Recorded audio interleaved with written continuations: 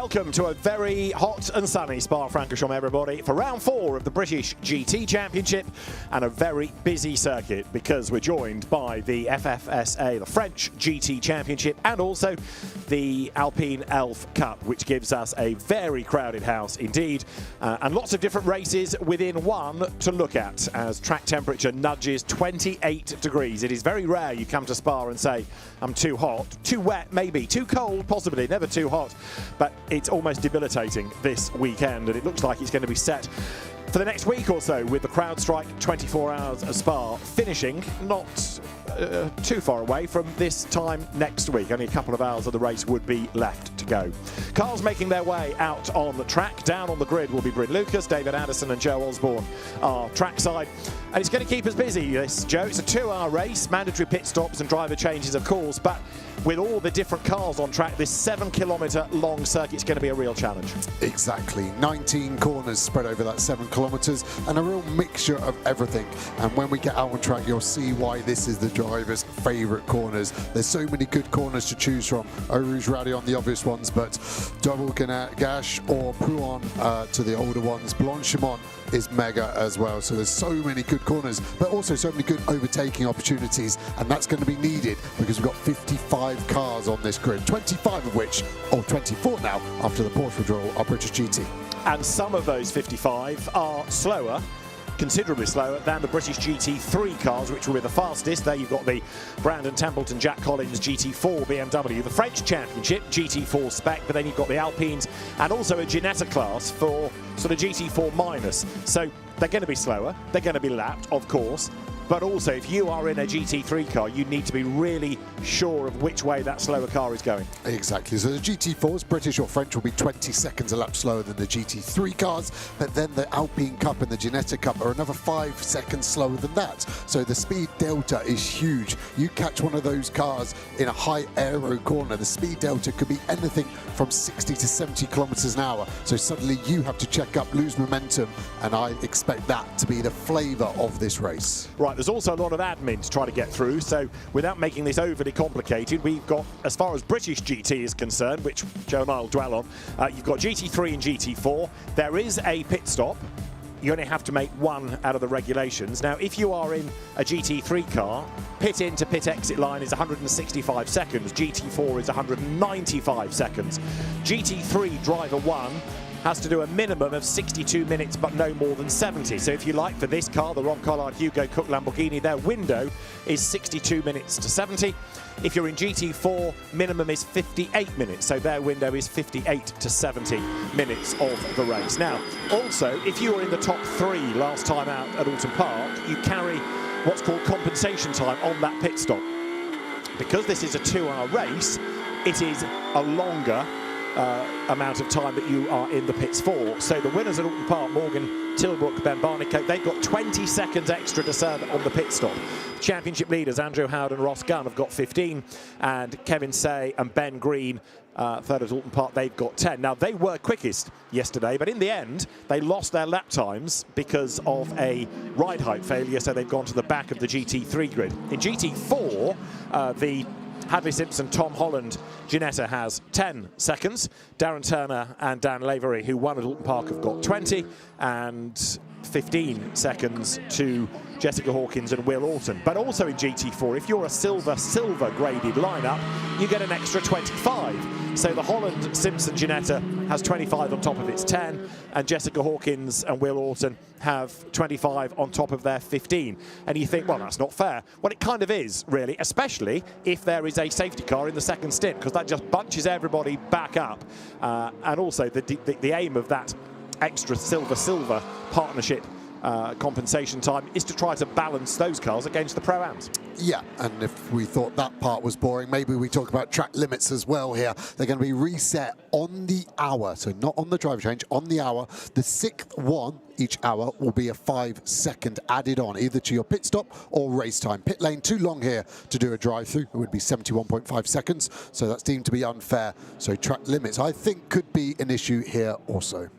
You just saw the Alton Park winning GT4 Aston of Darren Turner and Dan Lavery going to the grid. There you've got the Ginettas that ran out of the FFSA Championship and were looking back, coming to the grid. Morgan Tilbrook, Ben Barnicoat's car. Morgan goes first. Ben Barnicoat will take over, and with a 20-second compensation time to serve in the pit lane. It's going to be a tough race for them, there's no question about it. Let's hear from Ben Barnicoat, the Chesterfield driver. He's with Bryn Lucas on the grid. Yeah, fresh off a fantastic result for you at Le Mans, Ben, and you're starting in a pretty favourable position, looking straight towards Radion. Yeah, obviously there was a bit of controversy and drama overnight. It went to sleep starting fourth and woke up second, so it's nice to already have a couple of positions. And yeah, it's going to be a long 2 hours. It's going to be a lot going on here, you know, with all the cars on the grid and stuff. But I see that as a good opportunity to make something happen with the 20-second penalty. We know that closing speeds are going to be tricky with you in the Alpines in particular, GT3s up to the Alpines. What's the process? How are you going to negotiate the traffic? Yeah, honestly, it's you know, you've got to take it on a case-by-case basis. We're not quite fully aware of all the driver levels. You know, when you're racing a championship, like, you understand which are the good GT4s in British GT and which ones you need to give a bit more space. Whereas here, it's so new, and you know, long track like this, we're probably not seeing the same car twice in practice. But so you know, it's just kind of. It's that fine balance of getting through them as quick as you can, judging the approach speed. You know, places like this with Eau Rouge, you're just going to have to back it up, make sure you get a good run out the top. But you know, so trying to attack them as quick as you can, but you've also got to stay safe. This is an endurance race, long way to go. A lot of stuff can happen, so we've got to play it safe and make sure you've got to be in it to win it. Good luck, Ben. Thank you very much. So Ben Barnicoat switching back to GT3 machinery from LMP2 cars, which he was driving at Le Mans last week, as Bryn said, with great success. And behind his car, Morgan Tilbrook, bringing it to the grid, is the Jack Brown, Mark Warren yellow fronted McLaren. So yes, lots of lap times were being looked at and some deleted yesterday post-session. Also technical checks did for the Ben Green, Kevin Say Mercedes AMG. The grid is based not on the best lap time of the car, but the best lap time of each driver added together. So it's very much a team effort in qualifying as it is in the race. Sounded rough there. The 63, the Lamborghini has a hand clutch, but it sounded like the anti-stall was kicking in, and it's busy down there. That's why the cars are having to go slow. Some of the teams, I'm sure, are telling the drivers just to turn the engine off and just coast down the hill to the bottom of Radion. Rob Collard is behind the wheel of this car. Rob did not get a lap in yesterday because all the ones that he set were deleted for going too wide and ignoring track limits. So it meant that Hugo Cook had to do the lap time, but it has only really been able to compare his against the others that had problems yesterday, such as the number 15 Mercedes. Ian Loggy put that into the barriers, and the damage meant that it was out for qualifying. So it became a battle for the grid as to whether Hugo Cook's one session was better than Ian Loggy's one session, and the answer was it was. The good news is that car has been made good for today. This is Ian Loggy's accident yesterday, just ran wide coming out of Pont du Gauche and then running wide up against the barriers, and it didn't look, as we said at the time, that hard a hit, but when the car was moved away, gosh, you could certainly see the damage. Yeah, that's what you said. There was a huge amount of damage to that front corner, wasn't there? And probably was an hour or two, as Kevin says, stalking someone on the grid who kindly moves more in their way as they come into their grid box. But yeah, tough break for these guys. Should have been on the front end of the grid. Yeah. They're now stone last of the GT3s. Luckily for them, the way the regulations are, they've only gone to the back of the GT3s, not to the back of British GT, and not to the back of the combined 55-car grid. And another car that has been put to the back is the Martin Plowman Mark Smith McLaren. That's a legacy of a penalty incurred at Alton Park. You can see how rather more standard the Alpines look compared to the GT3 cars at the front, but they're fighting for their own race within a race. In GT4, Tom Holland will start the Innovation Racing Ginetta that had a win at Silverstone in the other long race that we had in the calendar, the 3 hours of Silverstone. Hadley Simpson with Bryn Lucas on the grid. A very relaxed-looking Hadley Simpson in many ways. Hadley, it's a good position for you guys to start in. When you look at your pit stop compensation time and those behind you, it's an opportunity even from here to build on that advantage in the championship. Yeah, absolutely. But that's how we've got to look at it. I mean, the two McLarens in front look quick, don't get me wrong, but you know, you don't have to win every race to win a championship. We're looking at the bigger picture here, and it looks nice. So yeah, a lot of compensation time, but we're just going to try stretch our legs early doors and go from there. Go and get your race suit on and get sweaty. Good luck. Yeah. Thank you. So Hadley Simpson's car is going to start third on the grid of the GT4 section. As Joe Osborne's just made the point, we have the GT3 cars and then we have the GT4 because for safety grounds, you just sort of segregate them. And then the French Championship will run behind that. And their regulations are slightly different. It's the longest French GT race we've had since it went to the GT4 regulations. And because those cars don't have long-range fuel tanks, they'll have an 8-minute pit stop. The cars will go into the garages for refueling. And so it's not going to be, if you like, a fair fight between the British and the French GT4 cars. One of the British ones is this acrobatic Aston Martin that Jess Hawkins had a huge lose with yesterday in qualifying. Did quite a bit of damage to the floor. It meant Will Orton couldn't go out and do the second part of qualifying. So all being well, that car now has been repaired and will be good to go. The start driver for that car is going to be Jess Hawkins. Will Orton coming to GT racing out of Porsche's will take over, and the team has got the car sorted. It is down on the grid, as you can see.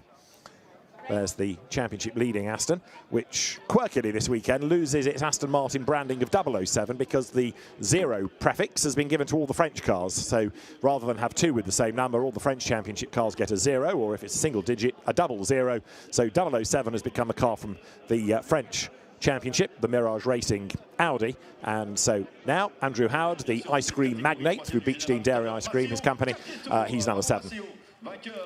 So you can see the grid stretching all the way up the hill from Eau Rouge towards La Source. Now let's try and get back not only to the grid but also to the French GT section, because on the outside of the front row there is Joran Leneutre, and he's had a pretty tough start to the season. He's with Bryn though. Le début de saison est difficile, mais vous avez une très bonne qualification hier, deuxième. Oui, une très bonne qualification ici. On est très content avec Cindy. On a fait le job. Un track limite qui nous a empêché de prendre la pole position de peu, mais bon, c'est déjà une deuxième place, une première ligne. Maintenant, la course, ça va être longue. 2 heures, c'est pas une course d'1 heure, donc voilà, va falloir gérer les pneus, la température dans la voiture, et puis gérer aussi le trafic sur la piste. Ça va être très important. Merci Jean. Bonne chance. Merci. So Joran Leneutre just reflecting on the fact that it has been a tough start to the season, but he's looking forward to a long race. And one of the things that he's slightly concerned about, cockpit temperatures. So they're constantly going to be checking those, he says, in the car during the course of the race, and hoping that this is a race in which they can kickstart the championship season for some points. So Joran Leneutre and Cindy Goudet, his co-driver, the former French hill climb champion, starting on the outside of the front row, but they're something like P nowhere, 14th I think it is in the championship. So a good result here would certainly do them a power of good. Looking down onto the grid, I thought there was a gap on the second row of the FFSA grid there, as though the car of Joshua Henry was missing. That's the British GT3 grid at the front, but it did look as though there was a gap on the inside of the second row. Because interesting, that's where the on the second row was the 088 as well, wasn't it, with its penalties now to the second to last row. So the second row in FFSA is potentially being heavily changed from what happened in qualifying. Absolutely right. So one assumes that the marshals have the most up-to-date grid and have put people in the right places, but that's your front row, French flag, the French tricolour over the grid as well at this Belgian circuit. But our main focus will be, of course, on the GT3 battle up front. You're looking there at the new pole car, which is Simon Orange, the man behind the Sale Shots rugby team as well. He starts. Behind him, number 78, Alex Martin. In number 78, Barwell Lamborghini. On the outside of the front row, Morgan Tilbrook. There, aboard 004, is Rudy Serval. This is the car that is on pole position within the French GT section of the race, and very much one to watch. This is a pucker GT4 spec Alpine, rather than one of the less powerful Alpine Cup cars.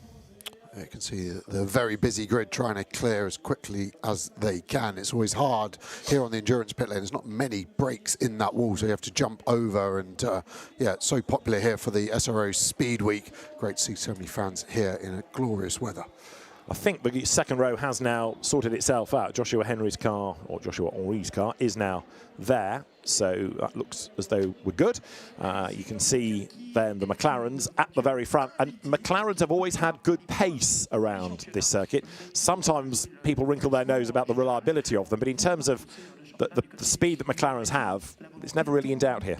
No, I think Martin Kirchhofer last year, British GT pole, then the week after Spa 24-hour pole and the Super Pole was phenomenal. We've now got Ben Barnicoat aboard that 77, so I think he's going to light up the timing screens when he gets in.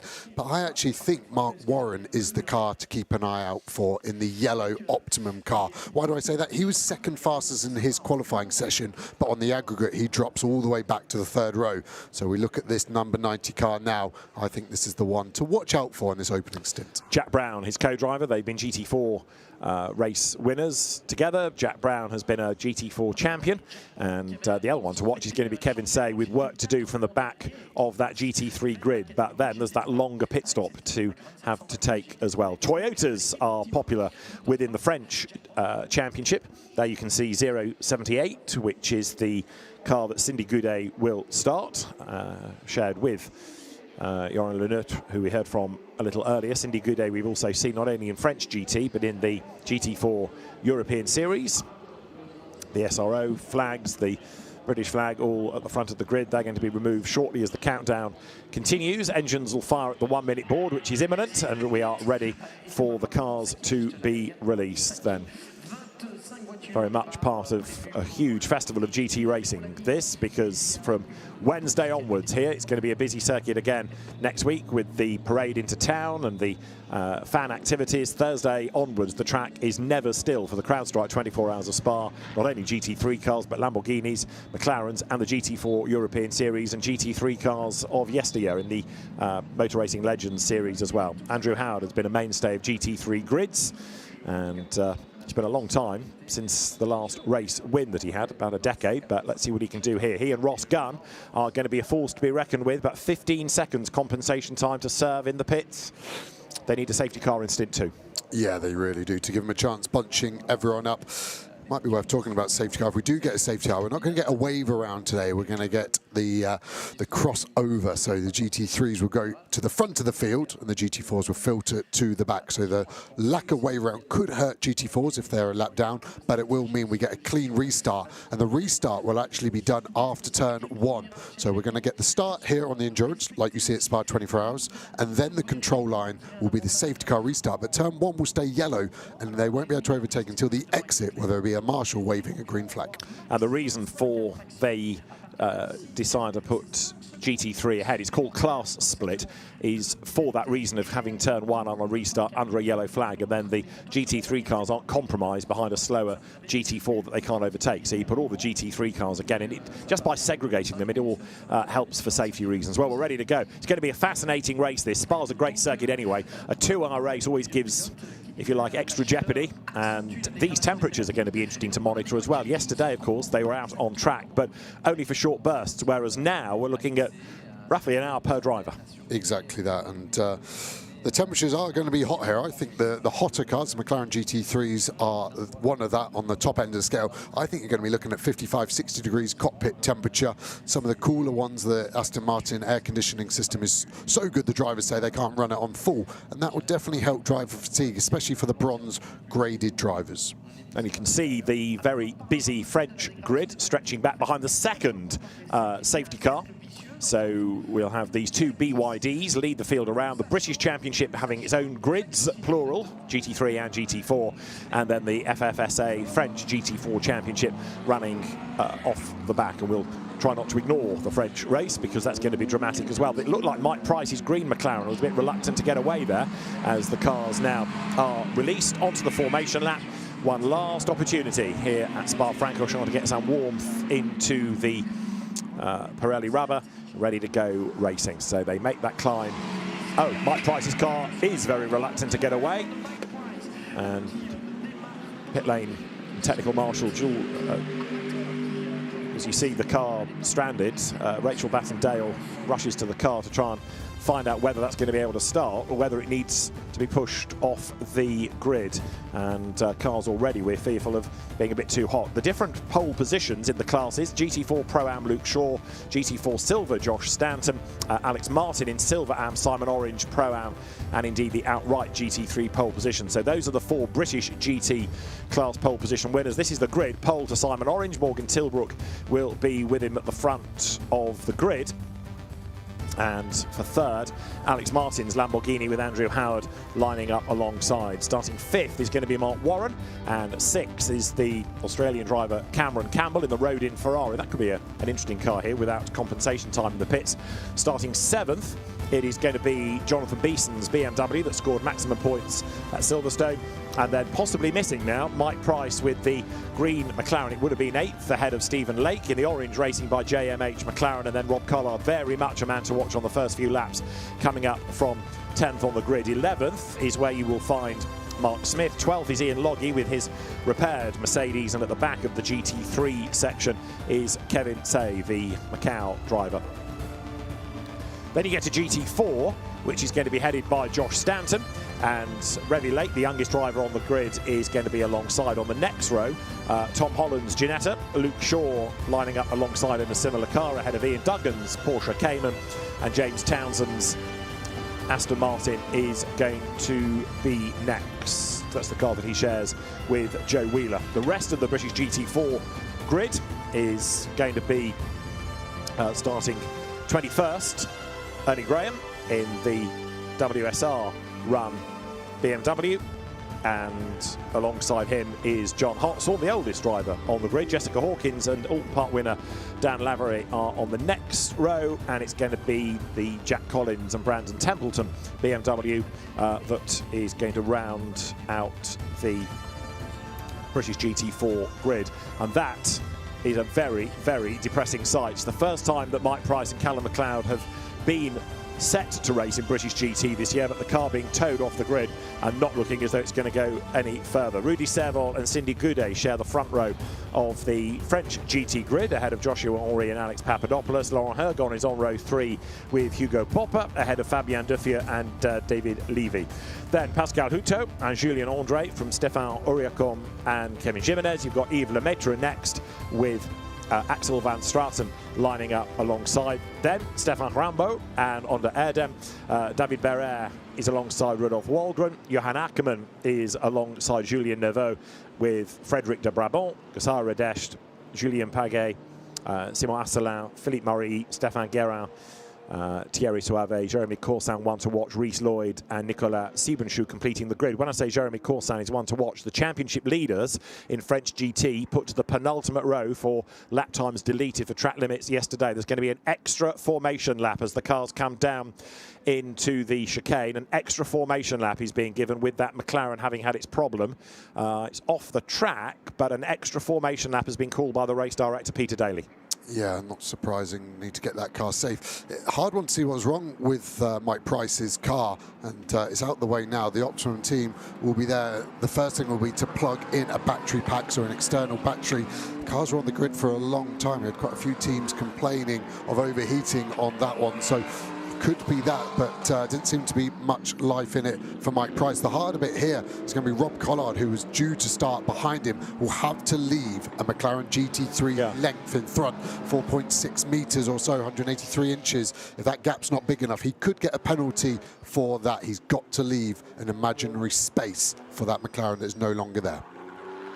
So the green flag has now been shown, so the race is notionally underway. The clock has started, at least, as the cars then come up through Blanchimont. Looking at some of the French GT cars there, number 20 Porsche is the VS Competition car of Remy van Straten, and with him is Axel van Straten, who will do the first stint. 120 minutes of counting down here. If you needed a visualization of how hot is it in these cars, you could see the Alpine with the driver door open coming around Blanchimont. I thought it was a latch issue, but the driver was actually closing it and yeah, showing how hot it is already. And we haven't done a single lap. Indeed, so the clock is ticking, the race notionally underway because this is counting within the 2 hours, but the extra formation lap just put in to make sure that car is out of the way. So next time around they will start to get themselves into the side-by-side formation ready for the rolling start for the race. So the French grid coming up towards us,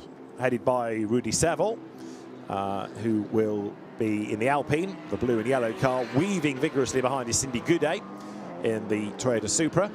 Then you get to another of the Supras, Joshua Henry's car, and Alex Papadopoulos. He and Luc Ibanieff, not regulars, as Mike Price now does join the race. So where does he rejoin? Can he go to the back of the GT3 field? Let's see where he's... a bit of an oddity that the light was actually turned to green for me. This is something I've not encountered, so just trying to work out what race control are going to want from Mike Price. Yeah, the race is notionally underway. He's going to put himself, I would think, to the back of GT4, isn't he? Because you can't overtake anybody. And he will be a lap down. No, because they've not yet done a lap.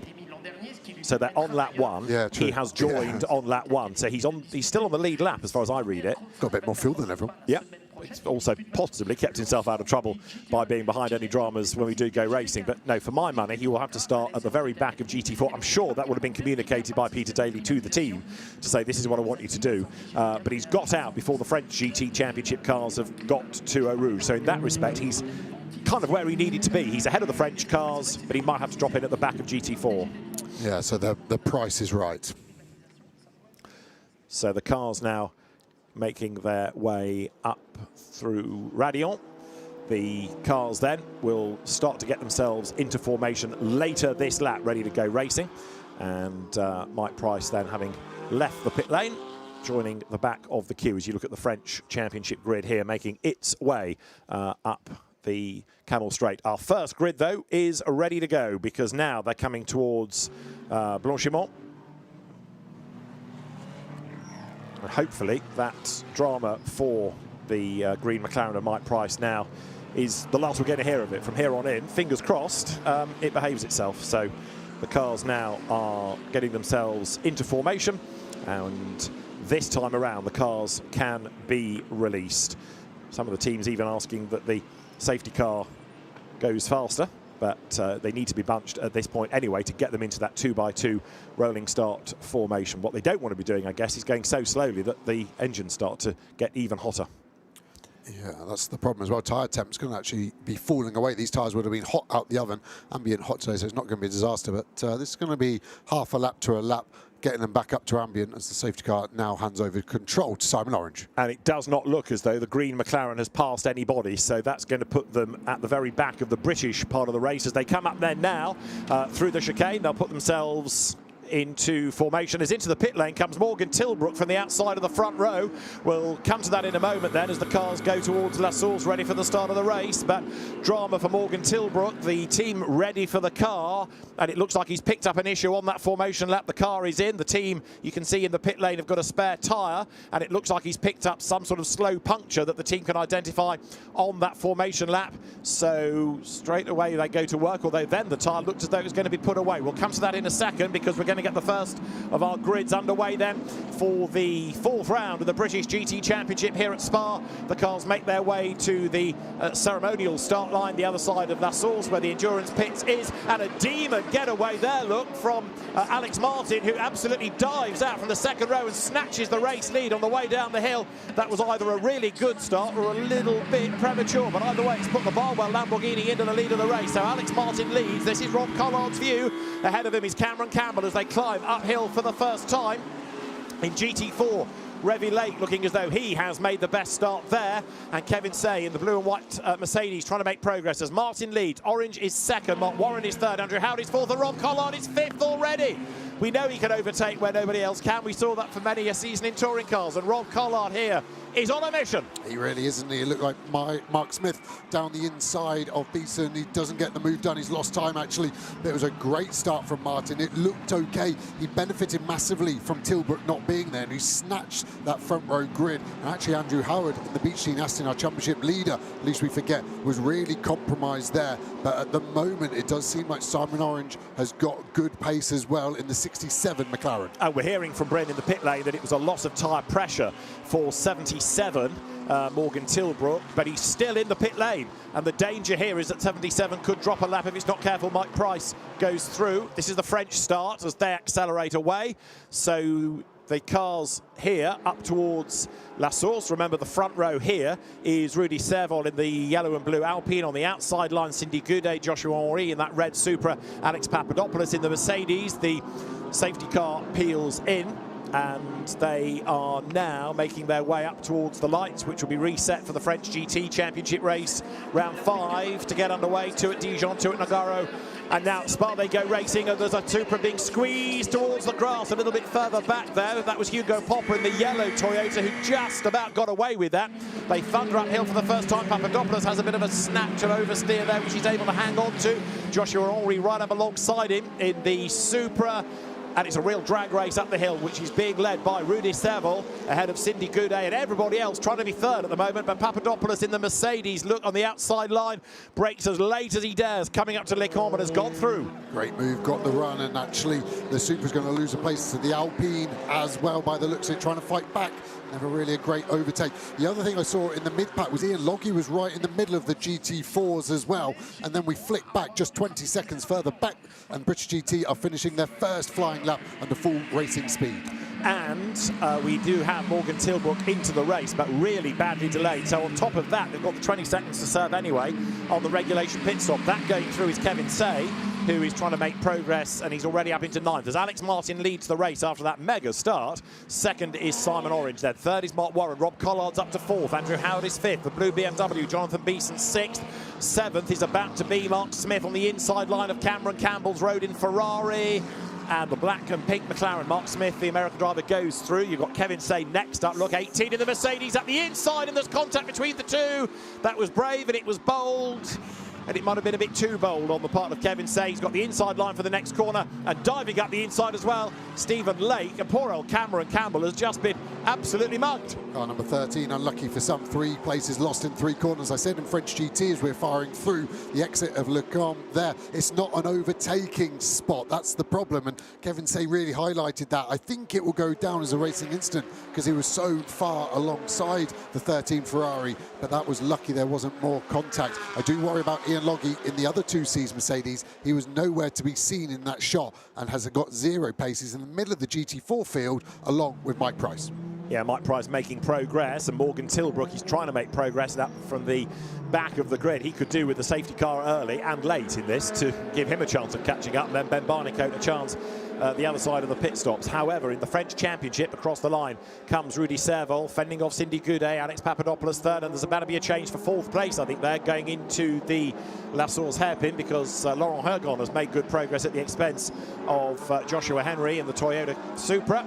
The rest of the field comes pouring through, and it won't be long, look, before the lap restarts, because here is Alex Martin, who is virtually up with them, and this is going to be the tone now for the next 2 hours. Yeah, the problem is the French GT started so far back. The lapping is starting much, much earlier than a normal British GT race, catching their own GT4s. So suddenly, these 10 to 11 GT3 cars that we have remaining in the front of the field are going to have a huge amount of work to do. These are the British GT4 cars we're talking about. Revy Lake, youngest driver on the grid in the McLaren Artura, leading the way from another McLaren Artura of Josh Stanton, Tom Holland on the back of him. And there's Ian Logie. There's got to be a problem with that car. Ian Logie is much, much faster than that. He's unable to keep pace with the leading 3 in GT4. And don't forget, it's the first time the car's run since the crash yesterday, so it makes one wonder whether all is well with that car. Ian Logie in the 2Cs run Mercedes that he shares with Aaron Walker. Meanwhile, Alex Martin charging along. We'll get in due course to a replay of the start, because it was quite dramatic, to say the very least. There is the gap between him and Simon Orange. The one that really did lose out there was Andrew Howard. I think he had to take slightly evasive action, didn't he, against Alex Martin's zealotry off the line, and that's cost him some time. So Andrew Howard now trying to rebuild his race, but Rob Collard, meanwhile, chasing after Mark Warren. This is the exit of the so-called Speaker's Corner. It's the one corner you could see from the old track commentary box here. Down towards Pouan, and Collard going after Mark Warren. this onboard shows you the visualization of closing speed. So we're in 4th place at the moment. We've created a big McLaren sandwich, haven't we? It's a Lambo leading, a Lambo here in 4th, McLaren in between us. There's a GT4 Audi we're past. So far, we haven't lost any time riding on board with Rob Collard. The GT4's been very respectful. That changes as you get up the competition level of the GT4 field, so expect to see more time lost. The most overused button today will be the flasher on the steering wheel. The headlights automatically flashing for the drivers. The most pointless and most vain button ever in a car, but it makes you feel better as a driver. Rob Collard, then, you're riding with, always goes well around Spa, whether it's British GT or in the GT World Challenge Europe 24-hour races here. He's been a class winner. And look at the cars ahead of him, darting left and right around the Ginetta that doesn't know which way to go. Standing its ground, at least then. The quick cars can go round, and Collard breaks late against Mark Warren. They just about avoid contact into the chicane. This is for 2nd, 3rd and 4th in the race. It's Simon Orange, Mark Warren, Rob Collard, McLaren, Lamborghini across the line. Oh, that was crazy, wasn't it? Left and right for that Ginetta. He didn't know where to go. It's when you're at the supermarket picking the fastest checkout, and doesn't matter which one you go to, it's the other queue that moves, and that's how it felt for those 2 McLarens trying to navigate their way through. Rob Collard did the right thing trying to get the move done. Warren had seen and gave him the space, but he couldn't get the move done. This is where you don't want to catch a car. Coming in Troy Rouge, and you're going to see the difference here. Warren in front of McLaren is going to escape as this Lambo of Rob Collard held up by the Alpine Cup, and now visualise the difference in the gap. We were only 2 lengths behind. You can barely see Mark Warren, and that is no fault of Rob Collard. That is multi-class racing at its finest, depending on which part the French are sat on. Julien Paget was the one in the way, and there Mark Warren trying the outside line for 2nd place, coming up to Le Combe against Simon Orange. You've got to say this is a really tough stint for these drivers, because in the GT3 cars, these are the bronzes, the lower graded drivers. These are your AMs, if you want to be less polite about them, and they're having to race like this, nose to tail, and pick their way through the traffic. This is not easy at all. Simon Orange squeezes up on the inside line. Mark Warren tries to go around the outside of the Alpine. They've done it. They're doing a great job of getting through the traffic, and so is Alex Martin. He's the pioneer. Every car he comes across, there must be this slight hesitation. Have they seen me? The others behind try and just blast through the gap that he's created. And there's Collard coming back at them. Drivers will be asking, how long have I got left on my stint? And they're doing at least 49 minutes. And they're like, wow, I need to start breathing, because this is intense. It feels like a video game at the moment, the intensity and the pace difference in these cars. It's phenomenal to watch. And it is just high risk. The drivers need to do their risk-reward management here. I wouldn't want to be an insurance company right now. If I were a team, I'd have my oldest, strongest front bumper on and try and use it as a snowplow. It's going to get used at some point today as we get to the inside of that Supra. Look, the gap's gone back down again. The ebb, the flow, as it looks like Simon Orange has lost a load of speed. He has. He got boxed in behind a slower car. Wrong part of the racetrack at the wrong time. Here is Collard. Rob gets his nose chopped off. The GT4 car ahead is still slightly in the way. Simon Orange now goes round the outside, but Mark Warren given a free ride there. He had the gap. He's gone through. He's up into 2nd. How the turntables turned. It was a lap ago here. Mark Warren lost all his momentum and nearly lost the place to Collard, and now he's in the lead of this 3-car battle, up to 2nd overall. It's been a phenomenally good start for Mark Warren. I thought it could be. He had great pace in his qualifying. He now needs to focus on the lead Lamborghini of Alex Martin, who at the moment is escaping up the road to 4.5 seconds in the lead. Meanwhile, in the French battle, you're looking at the Alex Papadopoulos Mercedes coming down the hill, being chased by the Joshua Henry Toyota. They are nose to tail. Rudy Serval is still leading from Cindy Goudet. So this battle is on for 3rd and 4th. And then behind, Laurent Hergon and Pascal Houteau are former teammates, but they're squabbling over 5th place right now. As again, look, Joshua Henry comes up on the outside line to try to get past Papadopoulos. The American driver in the Mercedes 015 keeps 008 at bay, just as they thread their way out of Le Combe. Yeah, similar cars with engines in the front, very similar liveries on the Supra and the Mercedes GT4. As you see the Alpines fighting in the background. Those Alpines we don't see too much of these days in European GT4. We've never had one in British, but the French one obviously attracting the home brand of Alpine. And they seem to be very good around this Spa circuit. Just clearing up a few things with those cars with problems at the start. Tilburg, it wasn't a puncher. Cold tyres, car felt odd, so he came in thinking it was a puncher, and then the number 3 overheated due to that delayed start on the grid. The alternator didn't charge enough on idle, so they had to then use that external battery pack to fire it up. So Morgan Tilbrook now 24th. Mike Price is in 11th place as Josh Henry then gets himself through, squabbling with Laurent Hergon. But actually, Henry was fighting with Papadopoulos, so he's now on this sort of rear guard action of keeping Hergon, Hutto and then Fabien Duffieux behind him. Morgan Tilbrook's now done the fastest lap of the race, and he must be clear of back markers because he's done a 2:21 and the leaders are doing 2:27s. It's crazy, isn't it? And that time's gone forever. And that's how it feels as a driver. When you lose time for traffic, you go, oh, I'm going to make it back up. But of course, you're already driving as fast as you can. And that's the attitude that causes massive accidents. Cameron Campbell's Ferrari we saw getting roughed up. He's had a pit stop, and also into the pits have come Dan Lavery and Jess Hawkins. Now, they were together in the order. I wonder whether those cars have made contact somewhere and precautionary pit stops. They've all rejoined, but they have pitted. Yeah, strange, both Aston GT4s there, and they're running relatively strong in the GT4 field as well, especially in their Brabham car off in the barrier, Stevelo 2. That's going to be at least a full course yellow, if not safety car. That is Sara Desh, the Polish lady that's gone off into the gravel. It's a big lose to be pointing in that direction. And let's see what comes of it. So the race looking as though it may well be neutralised here to get that out of the way. Yeah, I don't think we need to worry about the flame out the exhaust. That's relatively normal on the turbo car. Here's Alex Martin trying to thread through that battle of GT4s we saw on the previous lap.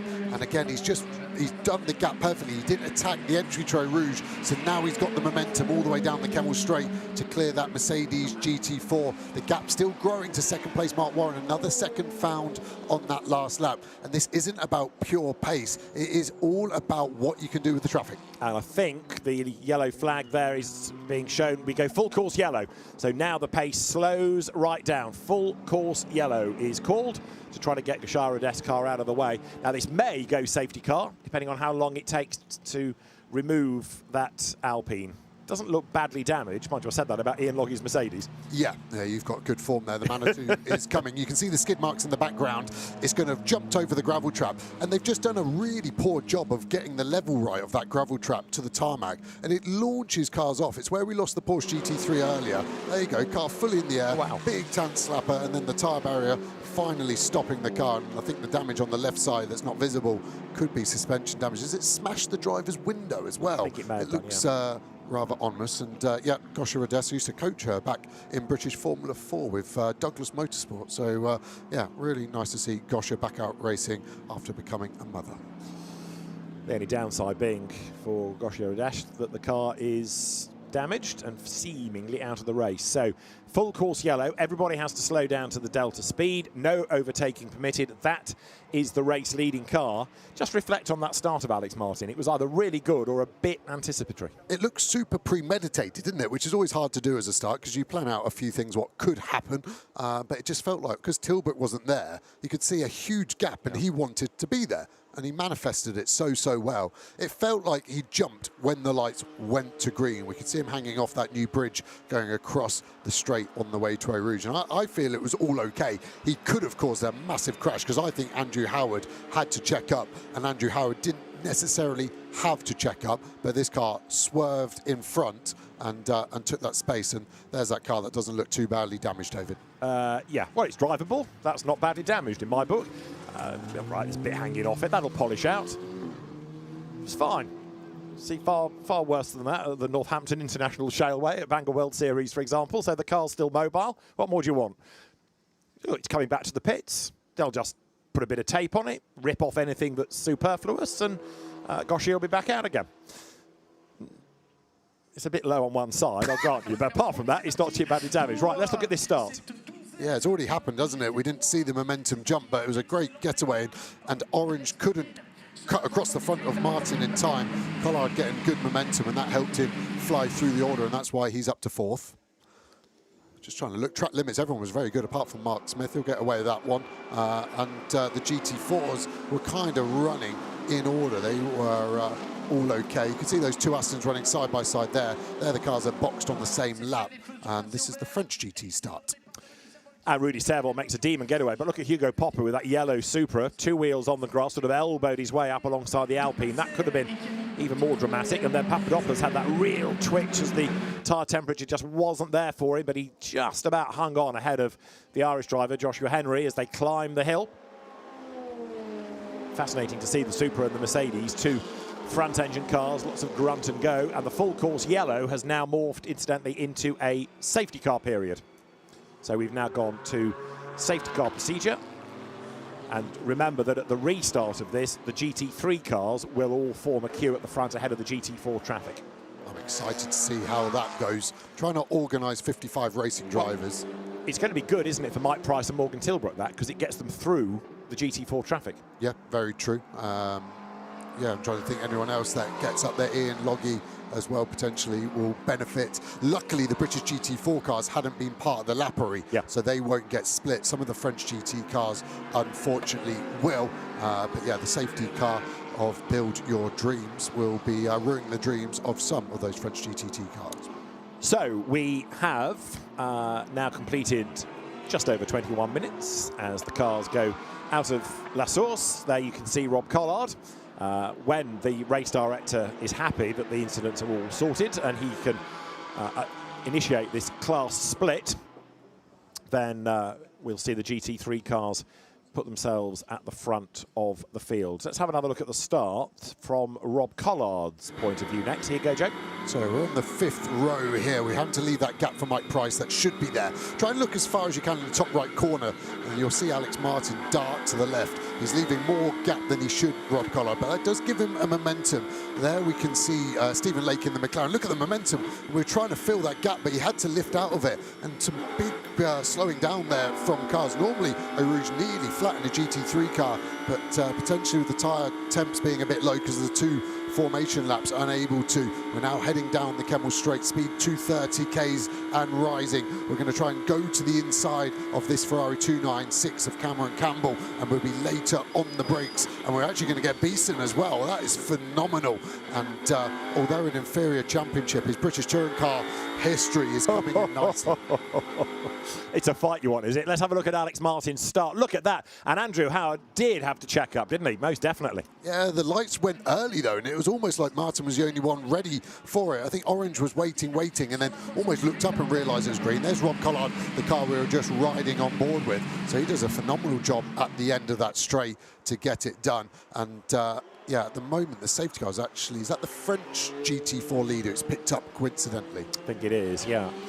So Rob Collard, you were on board with for the first part of that first lap. He did say to me years ago in touring car racing about being able to overtake in unorthodox places. And he said so much of it came, as you see Gaucher Odeste's Alpine in the pits, from his oval racing days, where you'd be racing 2 or 3 times a week maybe on imperfect circuits with no practice. You'd drive to the grid. Sometimes there wouldn't even be a rolling lap. It'd be a clutch start. So you just had to deliver on cold tyres on a grotty surface that might just have had a banger race. You had to assess the grip and get on with it there and then.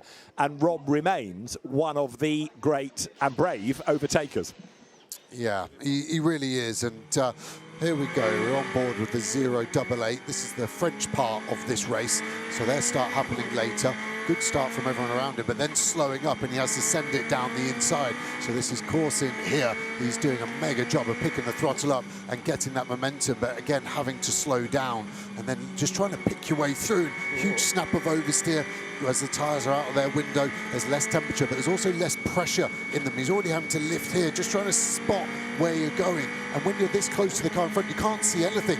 If you've ever tried to tailgate someone on the motorway to get them to move over, that's what you're doing, but in a race environment. And now, again, the momentum is key at the start. You've got to fill the space. Wherever there's a space, place your car there, and that's how you make forward momentum as efficiently as possible. And you can see the cars running 2 by 2. Just a bit of housework on the French GT part of this race. I think all of the cars, apart from the top 3, are lapped. So I think we're only going to have the first 3 French GT4 cars on the same lap. This Alpine, this Supra, and the Mercedes is actually behind Martin up there on track. The timing screen not picking up, so potentially only 2 cars on the lead lap for the FSA GT4 race.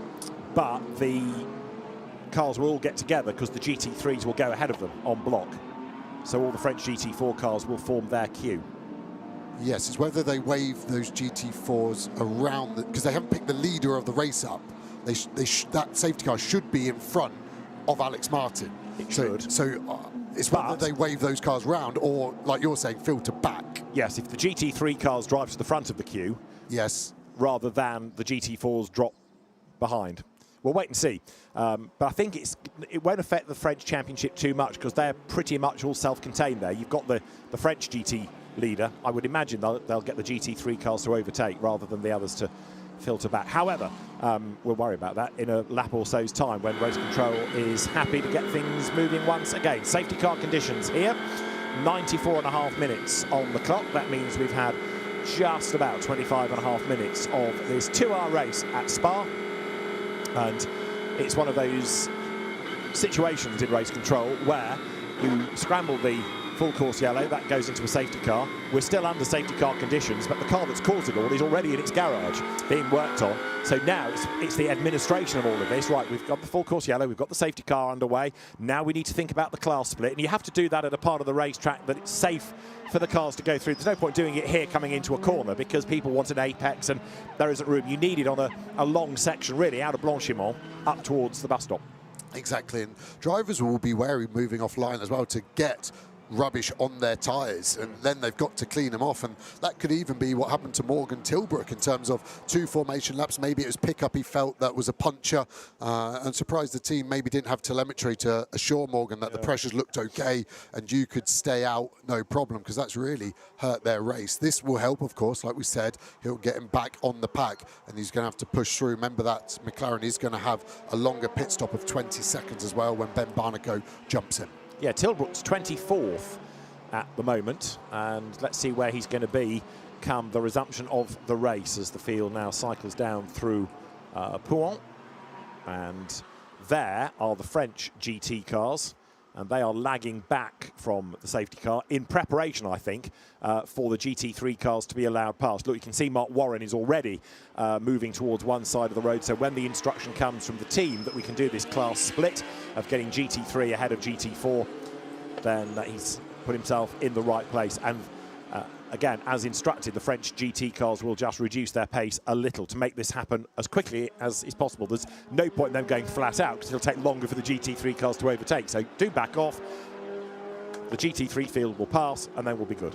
Yeah, so the GT4 should stay on the left side. There should be no weaving, and the GT3 should overtake on the right. And I think that's what Martin wants to do, but he's probably wary of getting swerved into at this point. So he's tentatively taking the race lead back. We'll now see Warren, we'll now see Orange, and then we should see Rob Collard in the background. There he is coming through. So far, this is working very nicely. It is indeed. This is Rob Collard's view as he accelerates past the GT4 traffic. Keep left. Yep, they do. Good, he's through. Then you're going to have Andrew Howard, then you're going to have Jonathan Beeson, Kevin Say. There is Cameron Campbell. Can you see all the marbles they're picking up, though? That was what I was talking about. And it takes a lap or two to clear off, can be 2 to 3 laps to go, and then 2 to 3 seconds a lap lost. So there's Tilbrook. That should be our last car to get this wave around that's not a wave around effectively done, to put him back up to 13th overall. But Ian Loggy, Mike Price ahead. They also need to crack on here, don't they, and get past the GT4 traffic. Otherwise, we're going to have yet another lap to sort it all out. Here they come down towards the chicane, and there's going to be limited opportunities to overtake there because it's one of the narrower parts. But Ian Loggy will carry on passing the GT4 traffic the other side. British GT4, by the way, is being led by the McLarens, plural, of Revy Lake and then Josh Stanton. Tom Holland is next in the queue. And then after him, it's Luke Shaw and then Dan Lavery and Jessica Hawkins, despite being delayed early on. Right, there are the leading cars in GT3 out of the hairpin. Some of the French GT4 cars doing what they're told, which is to slow down, but almost getting in the way of the GT3 traffic. So you've got, yes, actually, because this is the first time this has been done and it's completely new for the French Championship, it is working fine, apart from that Alpine just ever so slightly getting in the way. There's always one, isn't there? But they've all slowed down. In fairness, the French Championship, who don't race against GT3 cars, they don't have a class split, they're doing something completely new on a shared grid. They have worked that very, very well. And there is our GT3 line, and it's almost complete, look, as Loggy, Price and Tilbrook arrive on the back of the queue up at Les Combes. And annoyingly, you're right, the French GTs are all on the same lap now, and so the safety car picked up the French GT leader on purpose. So through Les Combes they come. That's your British GT4 leader, Revy Lake, sharing with Blake Anglis. He is ahead of Josh Stanton, but there's a French GT4 car, look, the Audi, between them. So Revy Lake's got a bit of a buffer here. Safety car in this lap we have on our timing display. So the safety car will be in, and that means we're going to go back to racing this time. People to watch, a certain R. Collard, and also Morgan Tilbrook is going to be lighting the blue touch paper, because this has really helped him getting him back up the order, not only in terms of catching the queue, but also now being in a good place to overtake on the resumption. Yeah, it's given them a massive lifeline, hasn't it? It's actually going to give these cars quite a few uninterrupted laps as well, because everyone's going to be bunched up together. So what do I think they're going to have? Probably a minute 50 to the last GT4 car. So they could get four complete laps without traffic. So they will be enjoying that, unless there's another safety car. Now, Revy Lake just going into the Les Combes sequence, and I thought we briefly lost Josh Stanton. Maybe I was blinking at the wrong time. This is number 21, Aston, out of the MK stable. That car having dropped a little bit back after its earlier stop. Jess Hawkins at the wheel, coming now down through Bruxelles, but still ahead of the BMW Brandon Templeton. So there, the British GT3 field turning through. Mark Smith, behind him, Stephen Lake, Cameron Campbell, the green McLaren, Mike Price, Morgan Tilbrook. Those are your French GT Championship cars. And this is Rob Collard getting ready for the restart. Yeah, I was wondering if we would get safety car in this lap. I would say not. We're slight. We have had that message. We have had that. Yeah, and the lights are out. So the cars are making their way to Blanchimont. We're ready to go. So Alex Martin, having made a really demon getaway, has to do it again now. Yeah, the only thing I was just thinking about is the GT4s are mixed, aren't they now, British and French? Yes. So that's the first time that's happened in this race. Similar pace cars, but in completely different races at the moment. And the British are effectively lapping the French cars because they started further ahead. So if they're catching up to a French GT entrant, it is to put a lap on it. But don't think of that as a GT4 race in its entirety, because the regulation split with the pit stops is so different. They are two completely separate races. Right, Morgan Tilbrook you're riding with as he comes towards the chicane. And remember that the first corner, La Source, is going to be still under a yellow flag. So they'll go racing, they'll be back at competitive speed, but the overtaking will come out of the hairpin. So Alex Martin accelerates away, and the likes of Tilbrook need the car ahead to keep close to the pack ahead, because otherwise they're going to lose a chunk of time, as Alex Martin can control everything from here on in. And that's the McLaren that has got a problem. Revy Lake, who was leading British GT4, has ground to a halt before the restart, and this could mean that we're about to get the safety car back out again. Yeah, the only hope is it's a power cycle. You can see the lights come back on, so hopefully he can get that going, young Revy. Remember, that was the leader in British GT4. Tilbrook's having to have a big lift out the throttle there. He's behind the sister car of Mike Price. The 84 is rolling, so it was an off and on again. And look at the speed that Tilbrook's got. Which way is he going to go? Price moves left, gives him space. It's now Loggy in front, and this is the restart that Tilbrook needed. Absolutely right. As there, look, you've got the battle between Simon Orange and Rob Collard. Kevin Say fighting with Mark Smith, but absolutely right. Morgan Tilbrook on a mission, gaining places. This is Collard having to go at Simon Orange for third as they come down towards Bruxelles. In the background, Andrew Howard in fifth place. Jonathan Beeson's BMW sixth. Kevin Say, number 18, is seventh. And there is Tilbrook. So he's got himself past Loggy, he's got himself past Price, and I think Mike's going to have a go at Ian Loggy very shortly as well. That Mercedes just does not seem to have any get up and go. No, it doesn't look wrong either. So handling wise, I can't spot anything obvious. So it could be power, of course, saying under braking, but we're not used to seeing a Mercedes. We're not used to seeing a 2Cs. We're not used to seeing Ian Loggy going this slowly. And Mike Price, having started from the pit lane, crawling all over him as the cars now come once again through Pont. But look at the amount of time that poor old Ian Loggy has hemorrhaged since Tilbrook got past. I know he's having to defend, but even so. So this now becomes the GT4 British leader, Josh Stanton, in the Optimum McLaren. Remember, he missed the last race at Alton Park after the car was very, very badly damaged in the first race in Cheshire, and he's under attack, look, from Tom Holland's Ginetta. Yeah, now he's got to deal with the Alpine Cup cars in front of him. You can see Lavery in the background having a huge moment. That was proper full send from the full send racing car, but all okay at the moment for Stanton. But this next half of the lap is going to be important to clear these slower cars, 5 to 6 seconds a lap slower for these Alpine Cup cars. So they thread their way through. Josh Stanton on the lights, his first year of British GT racing, first year of multi-class racing like this and sharing a car. He's come out of Carrera Cup GB, in which he was a class champion.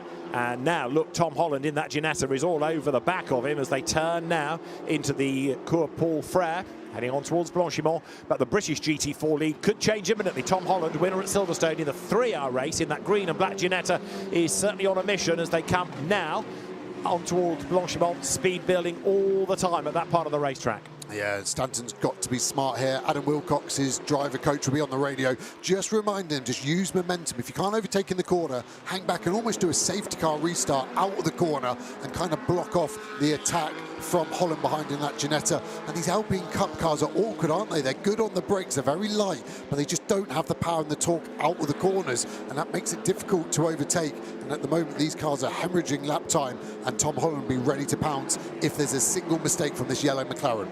More news from Brian in the pits. It was a power cycle for the Revy Lake McLaren, but the team unsure what's caused it or whether it's going to happen again. So a little bit concerning for them as there. Look, Stanton puts the Alpine between himself and his GT4 rival Tom Holland. Alex Martin in the meantime leading by a second and a half as Josh Stanton breezes there past number 31 Alpine, which is the car of Julien Neveu. Sorts him out on the run down through the approach towards Eau Rouge. Tom Holland will now do likewise the other side on a climb up the hill. Yeah, they've split slightly, haven't they? So it's gone in favour of the McLaren. McLaren's slightly faster top end than the Ginetta, so that will help clearing the traffic. But look at all the traffic he's going to have to clear. 5 or 6, now 5 cars still to go until there's any space for our GT4 race leader. The number of track limit warnings is just getting silly at the minute. So many cars, so many drivers, many in the French Championship, incidentally, being now on their 4th warning for track limits. So it won't be long, I think, before we start to see penalties. Alton Park winner Dan Lavery going through there, number 27. This car, which is currently in 16th place overall, and that means 3rd in British GT4. And leader in Pro-Am. But it's also under investigation for its safety car restart. Remember, this car's been in the pits as well, so they were super lucky not to go a lap down, and they've done very well. Jessica Hawkins just behind as well. I'm starting to think it was a timing glitch. Yes, you've taken the words, because they haven't lost places from where they were, but and it wasn't a very long pit stop, surely, so I like they tripped the beam. Could they have run wide coming up Radion and gone over the pit out beam? No, but I see what you're saying, but you're completely wrong, I think. But yeah. It's strange. Maybe if Bryn fancies doing some work today, he could go and investigate that. Why they're being shown as having done a pit stop, because they were in nose to tail. The cars aren't damaged, so and they've retained track position. But yeah, as I say, unless somehow they managed to trigger the pit exit beam, I'm not entirely sure how that would have happened. There was a definite pit in and a definite pit out, so some sort of glitch. Jessica Hawkins, you've got to say, going really nicely, having come from almost the back of that GT4 grid. The progress she's made there, look, number 21 Aston Martin has been very good indeed. Really, really good. And Janice is battling here. Luke Shaw in Pro-Am, 2nd in class, fighting super hard with everyone around him, it seems. And yeah, it doesn't matter if it's a French Ginetta, he still has to clear it. He's actually now got that car in between him and James Townsend in that black and pink Aston Martin. Right, the pit stop tally column of data now has a 0 for both Dan Lavery and also Jess Hawkins. So whatever the transponder glitch was that made the system think there was a pit stop, it hasn't been a pit stop, so apologies, we were slightly misleading you, but we were slightly misled as well. So they've remained on track throughout, and somewhere along the line the timing systems had a gremlin. In the French Championship, Rudy Serval still ahead, and Cindy Goudet is behind, so it's Alpine from Toyota as it was on the grid. Then you've got Alex Papadopoulos in the car that was 4th on the grid, and 3rd on the grid now running in 4th place is the Irish driver Josh Henry. There he is in that Supra that he shares with the quick French driver Leo Jusset. So the car's now down the hill again in towards Braun. Papadopoulos hanging on to that 3rd place, and they're using this, him and Luc Ibanez, his teammate, as effectively good testing for next week's European GT4 round. Yeah, exactly. It's perfect. Same tyre, same layout, but he's massively under pressure. I wonder if Josh Henry has to change his name to Josh Henry in the FFSA Championship. But he's going really well. He seems to have the faster car with him. That Supra is hustling on hard against the Mercedes AMG GT4. But they're being caught by by Laurent Hergon's Alpine. That's Pascal Houteau's car. He's got Hugo Pop behind him, and then Kevin Jimenez, the former Clio star. But right now, Laurent Hergon's Alpine is getting a bit nearer to the battle of the long-nosed cars, the Supra and the Mercedes AMG. Meanwhile, Simon Orange has done the fastest lap of the race now in the GT3 section, which of course will always have the outright fastest lap. Here in the French Championship. You're running up towards the fast left of Blanchimont, speed building all the time. This is Jeremy Coursin, the championship leader, put to the penultimate row of the grid after his lap times were disallowed for track limit offences. A bit like that. Exactly, that is a great illustration of what's a track limit. Well, it's when all four wheels leave the track, and that's actually cost momentum, hasn't it? And it's lost the place for the Porsche. Now an Audi R8 trying to go around the outside, doing another track limits, as is the BMW having a huge slide. Yeah, the Porsche there that got a little bit roughed up was Axel van Straten's car from the VS Competition team. But Jeremy Coursin building his race now, starting to make some progress, turning up through the hairpin. And Coursin now is in 34th place overall, which is 4, 5, 6, 7, 8, 9, 10th in French GT. That's been a mega run. Yeah, really strong, and it looks quite clean, the car as well, so it didn't seem to have any damage on it. Talking of damage, GT3 leaders are going to start to catch traffic. They're actually going to catch Revy Lake this lap after he got held up with that problem, didn't he? And we've got, what, 21 minutes until the end of the bell will ring for this stint, for the opening of this race. Kind of slowed off a bit, didn't it, with the safety car, but I feel the last third of this opening stint is going to get up to the pace we saw in those opening laps. Yeah, the good news is that, as you say, Revy Lake is still circulating. We did fear that the lake had run dry, but he is still going, still circulating, as now in GT3, Collard trying to stay on the back of Orange, who's lost out to Mark Warren, but I reckon Mark's getting a bit closer to Alex Martin. Last time around, Mark Warren was just 0.06 of a second quicker by way of the lap time, and that over 7 kilometres is nuts. Coming out of the chicane then now, they make that run up towards the timing line once again. Alex Martin, the race leader, Mark Warren behind him. The gap is 0.9 of a second, that's all. Yeah, some fast laps coming in now. Rob Collard just did the fastest lap of the race last time by 20.8. We've also had a lead change, haven't we, in GT4? Yeah. Tom Holland has got past Josh Stanton, so was that traffic affected? And we actually can't even see Holland because the gap has grown so much. This yellow McLaren is now second place in British GT, and the car in front of this Alpine is the leader, Holland, flashing his lights. Yeah, so he's being slightly impeded by traffic. Stanton needs to clear the Alpine, which he does. So Josh does have a chance here of getting back onto terms with the Ginetta, which is being held up, not deliberately, just the wrong part of the racetrack at the wrong time. And the McLaren hunting down the Ginetta, so you win some, you lose some in the traffic. Dan Lavery's white Aston is still there in third place in GT4. And then behind him, you've got Jess Hawkins and then Luke Shaw and James Townsend to round out the top 6. So Stanton now gets a clear run at the Ginetta. Tom Holland still has not been able to usurp that Toyota Supra, and he's getting very cross about it. He really is. He's losing a lot of time. And also, you've got to remember that Holland's got 30 seconds more in the pit stop as well. So that gap needs to be over 30 seconds if he's going to keep the race lead. Team manager of Dan Lavery's third place, Aston Martin in GT4, to the stewards immediately. A penalty is brewing, I fear, as there Tom Holland gets past the Supra. But look at the way the gap has been massively reduced now. Josh Stanton, though, is going to get past that Toyota. So Tom Holland comes over the line. And up front, it's Martin from Warren, Orange, Collard, then Howard and Beeson, your top 6. And now Josh Stanton is being given a rough ride because he hasn't been able to find a way past 87, which is Jerome Andre. And he goes crowding up towards the pit wall, and he still can't get through. And it looked as though people were slowing as they came down the hill. There's a yellow flag out, though, within the first sector. Yeah, and we're looking at what the penalty could be for the 27, and it's the 60 BMW off in the gravel trap deep at La Source. Yeah. And that's an interesting place to end up. That's on the Erdem at the wheel, who's another GT4 European Series regular. The snatch vehicle is ready, and let's now see how the race director has to treat that. And it's not the only car off, look, because there is another one, and that is up at Les Combes, and that is one of the Audis. So this could be a longish interruption as a general clear-up. Which Audi have we lost? It's 27, and that means that the car of Sebastian Rambo is in the gravel. I'll let you do your own Rambo jokes. I won't presuppose to do any. So we've got yellow flags in sectors 1 and 2 now. Yes, and I think the second one where the Audi is going to have to be a full course yellow. It's in a dangerous place, and it looks like cars are slowing down to full course yellow.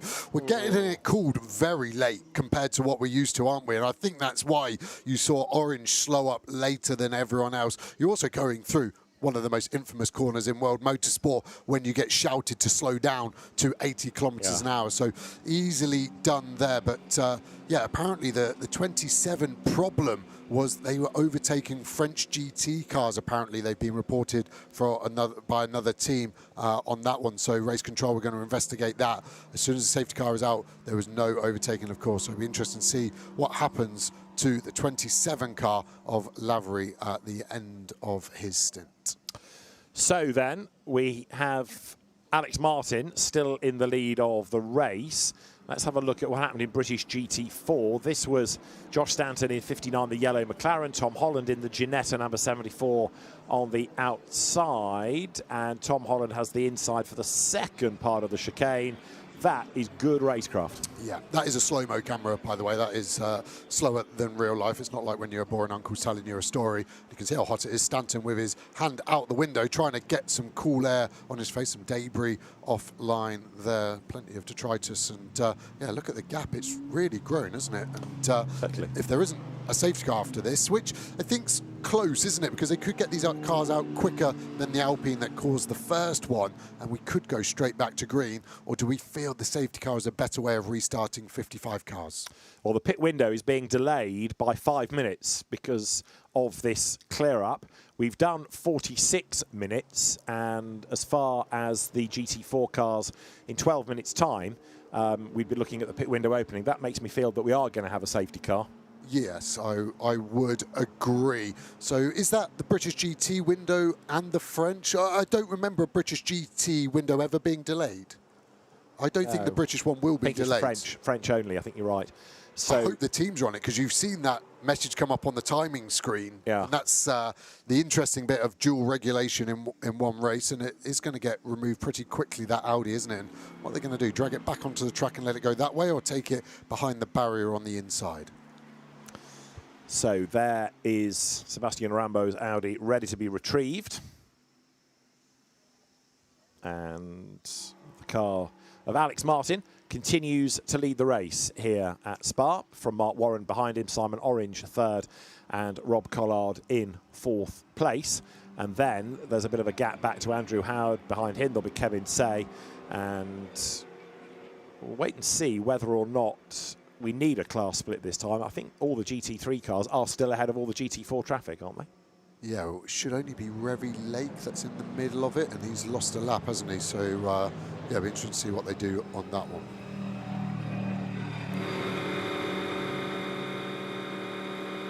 So this is Collard's view as the field comes out of the Cours Paul Frere under still full course yellow conditions. You just a few moments ago had a look at the driver that will get into the lead car. Alex Martin's Lamborghini handing to Jared Waberski, the very quick South African, who has been doing great things in the SRO GT Academy as well this season. So his father, Garth, used to race in the UK in single-seater racing going back to the 1990s in Formula Renault and Formula 3, and Jared will take over number 78, the race leading car. Alex Martin doing a good job of keeping that up front. Teams also just double-checking. I noticed the delayed pit window message. The French FFSA pit window is delayed by 5 minutes. A British GT pit window is on time. British pit window is on time. The French window is delayed. So that's the voice of Peter Daly, the race director, telling the teams that if you're in the British Championship, your pit window remains as was. In other words, 58 to 70 minutes for GT4, 62 to 70 for penalty, GT3. Car 27, you have a 10-second time penalty for overtaking before the green flag at the safety car restart. 27, you have a 10-second time penalty. And that's confirmation. The team was being summoned to the stewards, and for, as you've heard, overtaking before the green flag, then a 10-second penalty goes the way of number 27, and they'll serve that on the pit stop. Yeah, exactly. At the start of the pit stop, they can't touch the car for 10 seconds. So that's another bit that's relatively easy to mess up, as it's a new regulation this weekend. I mentioned Jared Waberski a moment or two ago. Let's hear from him. He's going to get into this car. Bryn Lucas has found him in pit lane. Yeah, thanks, Jared. It's been an interesting one, a tricky one. Started P3, shot straight to the top of the pile there. Rob, by the way, in the other car is looking absolutely fantastic, but then all that good work gets undone with the safety car. Yeah, Alex had a mega start. He just nailed it, jumped into P1, and he built almost a 6-second lead. So the first round of traffic, just got a bit unlucky then. We knew this was going to happen, full course yellows and then safety cars. They breed safety cars. So it's going to be a race. It's going to be a long race. We're still early doors, but Alex has done a mega job and I'm keen to get in. Well, the safety car out there at the moment and bunching everything back up, we know there'll be a reorder again on track. But for you, it's to get your head down. You've got your mind as well on the academy, the SRO Academy competition going on. Yeah, the SRO Academy has been going well so far, leading. Yeah, just keep chipping away at that as well. I think, you know, getting good results on track then corresponds to that as well. So keeping focus on the main thing and scoring good points for both. Just a very quick one, by the way. You've had one session in the commentary booth with David Addison. You're already nicking his lines. Is that fair? Yeah, it was an amazing thing at Brands. I learned a lot. Pleasure to meet everyone. And yeah, they're doing a really good job on the commentary and hopefully put on a good show. Here with all the tough questions. Good luck. Cheers, thank you. Bryn, you can tell him there's a bill coming. No, he's nicked my safety cars, breed safety car lines. Thank you. Right, Sarah Dworberski then, who has been a big, big asset to GT3 racing in Europe, coming into GT World Challenge Europe last year. Very quick former single-seater racer, wasn't he? Followed in Dad's footsteps to begin with. He'll take over the lead car. Right, the BYD is at the head of the queue. We're not yet under safety car conditions, but you can tell we are ready to go. Might only be one lap to get everyone back up to speed, but we will at least go into the safety car in due course. Exactly that, yeah, the light's not on, so everyone's still at 80 Ks because it's still full course yellow.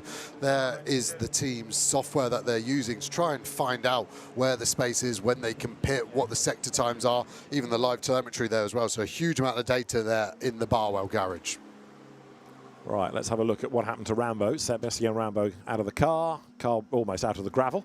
And that all looked rather self-induced, didn't it? A bit too much speed. Or was there a tyre issue? It's just as it spun, that right rear looked as though it might have been off the rim. Yeah, it really flopped down, didn't it? And you would say with him walking away from the car, it's a terminal issue rather than get the car out of the gravel and continue the race. So, yeah, I think once we watch it spin, you're right, it really sits down, doesn't it? It tripods now. A bit of smoke.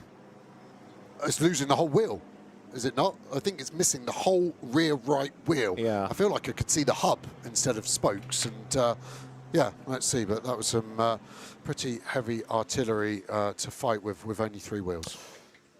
Oh, right, no, there is a wheel. There's a wheel, but it's the tyres off the rim, so maybe that had gone pop and that caused the spin. Apologies to Sébastien, therefore. It was not self-induced. It was perhaps rubber-induced. Anyway, that car is being pulled from the gravel bed.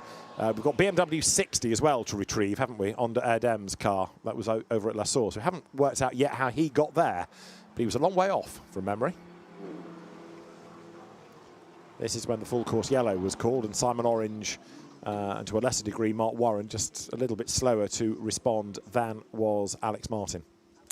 Yeah, it could just be positioning of your eye line and what team is calling it over the radio. It will be called over the radio. It will be displayed on the in-car marshalling system. Rod Collard, again, trying to get some air in here. And the cockpit temperature is getting hot. And although you're going slower, physically you're not working as hard. The air is much more stagnant in the car and it gets very, very hot very quickly. So the drivers probably realising that there's a chance they'll get a 2-lap shootout at the end of this before they can pit. Going to have to be ready for a quick fight before they hand over to their co-drivers. Yeah, the GT4 cars are looking at just over 4 more minutes before they pit, a little bit longer for GT3. British GT teams will be fully cognizant of the fact that all of these interruptions are for French cars, although we might have another drama for Evie Lake, and that's absolutely slap bang in the middle of the road, isn't it? Trying to work out what the link is here. It goes full course yellow and it turns off. Is there some kind of problem where it's overheating because it's going slowly, or is it the button is sticking down? I'm trying to work out what's happening there, but yeah, there's something not right with that car. Every time we've gone full course yellow safety car, it's having to power cycle there, and he's back on the full course yellow, but that car's got a problem. So the field up towards the line, and as they come past us once more to complete now the 17th lap of the race. Obviously no change within the order. It might start to shuffle, of course, once the pit stops start to cycle through. And this is Rob Collard's view as he heads up towards La Source. There's probably also a point now where race control / technical team say to the squad operating Revy Lake's McLaren, the Paddock Motorsport team, you need to be in the pit lane. Yeah, exactly that. Paddock, I spoke to the team earlier. They've taken over that car from Mahiki, obviously, and they've put a huge amount of hours into the car to get it up to race prep. But there's obviously a few more things that the paddock guys will want to do to that car, as they've now taken ownership of it for the rest of the year, as the Audi is now taken out of the way. Hopefully that truck, yeah, it looks like it's going to dive to the right and get out of our way, so we probably could go to safety car conditions in the next 30 seconds or so.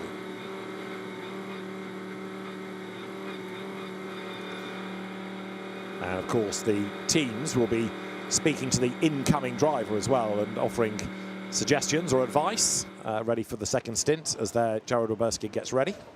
The GT4 cars could be in the pits, couldn't they, in the next 2.5 minutes for British GT, so that could be something to keep an eye on. And I think where our race leader is, Tom Holland, in the middle of Pouhon T11, he could probably, yeah, he's definitely going to be able to box this lap if we stay at 80 Ks, and even if we go to safety car, we could see a huge flood of cars coming in. There's another message on the timing screen, new delay of 5 minutes for the pit window. We'll have to see if that's for the French series of another 5, or that is now encompassing British GT. I'm assuming it's only for French, as it was before, but it's a fairly dangerous assumption right now. Of course, you've got Joël Durval, who is the regular French GT race director, working with British race director Peter Daly. Peter is sort of in overall charge of the race because he's got the cars at the very front, but Joël looking after the French side of it, so he'll be on top of that rule book. And normally, there is, of course, the delay for French or GT4 European Series if we are under a safety car, and its rule set rather mirrors that. Well, Revy Lake's McLaren is now going to be taken off the circuit. Pit window is open, so that's going to be for the British Championship cars, but we've only had 56 minutes and 40 seconds of the race, and down the pit lane comes the leading French car. Plot thickens. I fully understand. Right. Well, the French cars are pouring in, but they were told that there was going to be a delay of 5 minutes, and the top 2 from the French Championship have made the call to come in, and they're not the only ones, look, coming down the pit lane. But we had a message that said new delay of 5 minutes for the pit window, and within a minute of that, pit window open. Yeah, safety in numbers, they're all doing it, so we will assume this is the correct strategy for them. Very different fueling regulations for these cars, so it's going to be a much longer, slower process. Almost annoyingly for the British GT cars, this under green flag would be better because the cars are going to be missing, aren't they? But under a safety car, it doesn't really make a difference that they're off the track, and this chance of more free track time is kind of going to evaporate under the full course safety car conditions. I still fear that this is an erroneous pit stop because it comes within a minute of a new delay of 5 minutes. So maybe these teams hadn't seen that before they call the cars in. Is Holland going to box? He's right at the last corner now. He's 10 seconds too early. I think he's going to have to do another lap. But I reckon Optimum, if they roll the dice and are smart here, they could be the first stoppers in the second place 59 car. Let's keep an eye on that part of the pit stop battle. Because they've also got to trickle along pit lane to get to the pit in line. There are the French cars coming in, and this is Optimum. This is Josh Stanton. He's timed this absolutely spot on. Yeah, and the leader has had to stay out. So the full course yellow will remain in place until all the mandatory stops are done. So there won't be an advantage or a loss for any of these cars. But remember, Holland does have to serve 30 seconds more than the 59 Optimum car. So this car should inherit the lead as Revy Lake uses a novel way to get into pit lane. Well, he's in quickly. Fair play to the intervention team because they've hauled that car back quicker than some are going. That's impressive stuff. And Revy Lake makes it into the pit lane. That's kind of with outside assistance. But anyway, I rather fear that car won't be rejoining. So the French cars pouring down the pit lane. I'm still puzzled as to why they're coming in with that 5 minute delay that was bolted on. However, they're coming in, and our concentration really is on the British Championship. So there is Revy Lake's car that's now been unhooked and has made it back to the pit lane. Positive is they've just got 2 kilometres of free track time behind the pickup. £10 a kilometre running cost of that, I'm sure. So 20 quid can go behind the bar for the boys to fix the car on their beers for that. And you can plus fuel. Exactly, exactly. British GT pit stop drivers out, close the door, get behind the line, do the fueling, stop the fueling, driver change and tyres, then to finish off. The pit stop has a minimum time of 195 seconds, 3 minutes 15 seconds. That's from pit in to pit out. Teams will be in pit lane for 72 seconds, 994 metres of pit lane here at Spa when you combine both pit lanes. So there, Joe Wheeler ready to get on board number 40 from James Townsend. And as Joe's rightly said, the full course yellow is going to remain until all the cars have cycled through these pit stops. And as far as GT3 is concerned, we've got another couple of minutes yet before it opens for them. So one more lap for GT3 and then they can pit and get the stops out of the way. Yeah, I don't think any GT3 car is going to be able to box early. Our last car, Mike Price, is going to finish this lap before the 2 minutes. Here's the French way of refueling. Car pushed into the garage to do the refueling in what they consider to be a safer environment. There's always a strange argument here. Track days are the same. Some organisers, you can only refuel in pit lane. Some you have to go in the garage to refuel. And I kind of see it both ways. I guess in the garage, you're out of the way. But if you have a fire, you're going to take a whole building with you. Porsche having new tyres there. The Ian Duggan car that he's giving over to Tom Bradshaw, last year's Porsche Sprint Challenge champion. Second generation racer is Tom. New tyres on that car. Josh Stanton has now given way to Mikey Porter in the yellow McLaren that just disappears out of shot underneath us, and that car now rejoins the race. Yeah, Mikey Porter taking that car. Fastest lap out of anyone in British GT4 qualifying.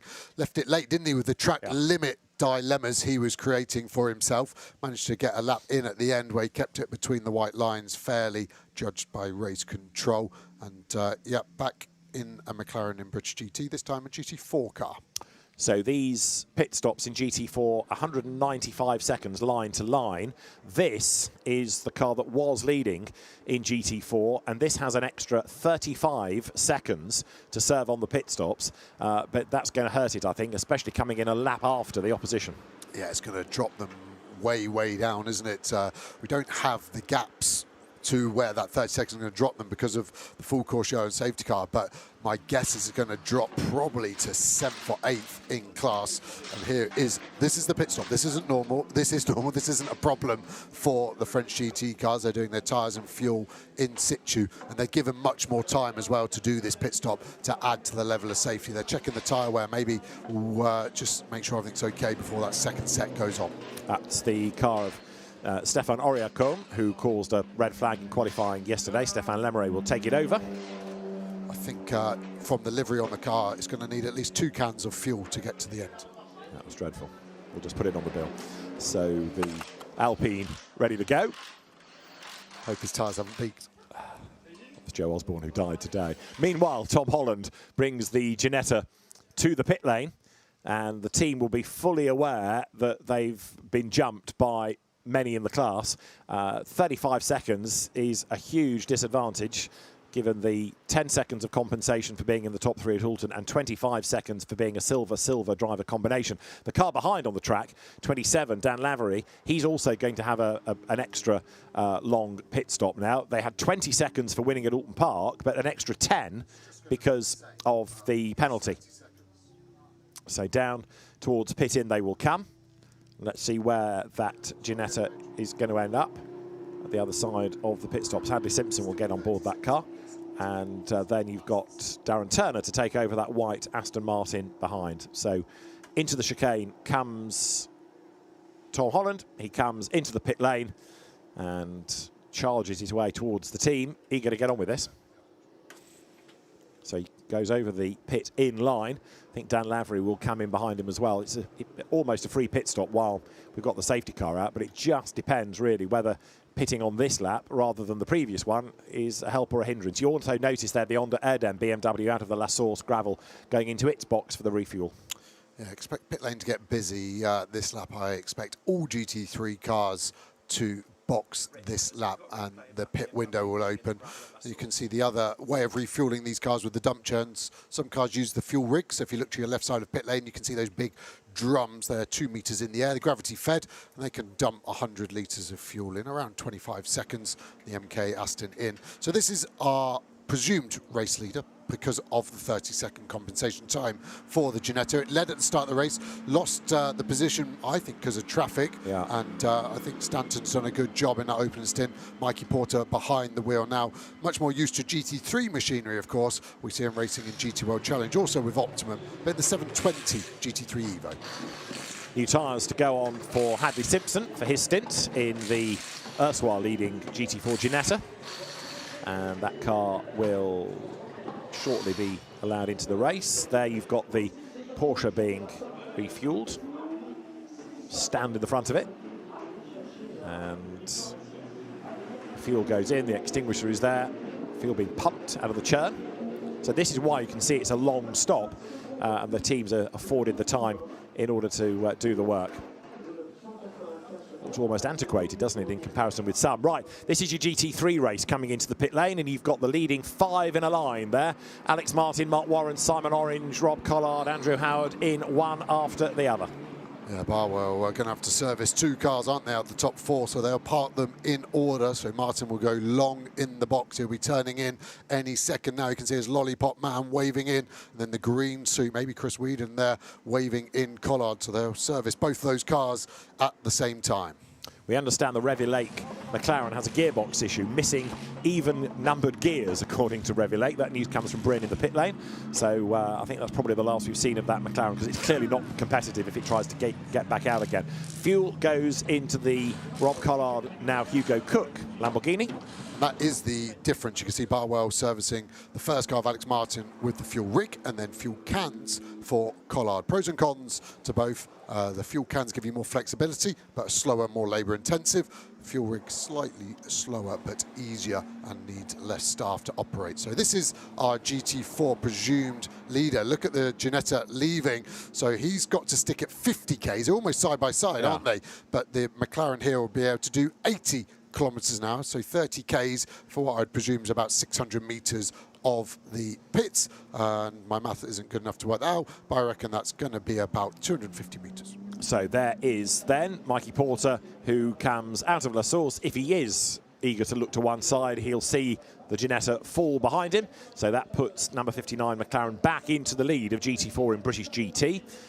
So the time gained while the Ginetta was sitting in the pits for that longer period of time, and the gap's going to stretch a little bit while they're running at a different regulation speed on track and in pit lane. So this is all helping Mikey Porter, building that gap look over the Ginetta as it's about to accelerate out of the pit lane and head uphill. And you can see in the space of that one part of the racetrack alone just how much time that McLaren's gained. Yeah, huge amount, and that'll be a really nice gap. Interestingly, though, the gap irrelevant, because it's going to go to safety car, and at the moment there are no cars in that gap. That could change with cars leaving pit lane, but this could come all the way down. And this actually is helping this car. It's helping all of those that have got the compensation time. It's helping the likes of Morgan Tilbrook, for example, in GT3, because knowing there's a safety car coming and it's going to bunch them all up, it's good news. Yeah, exactly that. So we'll have to see what order they leave in. The time penalty is always going to lose you positions, but yeah, it's losing you less track time, thus less distance on track. Ross Gunn is the first beneficiary in GT3 because the 4 ahead are compensation time free. Ross Gunn, by dint of the results at Alton Park, has 15 seconds. So with a safety car brewing the other side, that's good news. And did I just see Blake Anglis in the Revuelake McLaren back on track? Yeah, so it's got no even gears, so that's a bit odd in itself. But I'm worried now that that car is going to be running pretty slowly and potentially still not very reliable. Well, I'll offer you the same line that we had before the pit stop then. The technical team and race controller at some point going to say, you need this in because it's not safe. Yeah, and, I've driven a lot in that car, and I haven't had that issue, which is what every manufacturer says when they get an issue, but I haven't had that one. I can't work out what the fix would be because it's a dual clutch. It's an automatic Graziano box, actually out the 570 rather than the Artura in that car, and normally a bulletproof thing, hence why they've used it over 2 GT4 models. But yeah, if you've lost a pack of the gearbox, I can't see how you can fix that in the pits. Now, GT4 France is also still shuffling because we've got some in the pits and some, like this car, having made their pit stop. So remember, this car is the Leo Jusset now driven Alpine that was leading. They've had 2 wins already this year, Louis Jusset and Rudy Servolt. And it looks as though the Alpine is going to put itself now back into the lead of the class as the stops all cycle through.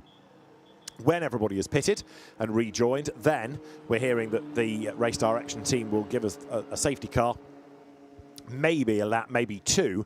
And I suppose partly they'd like one long crocodile. They also need to work out if they need a class split.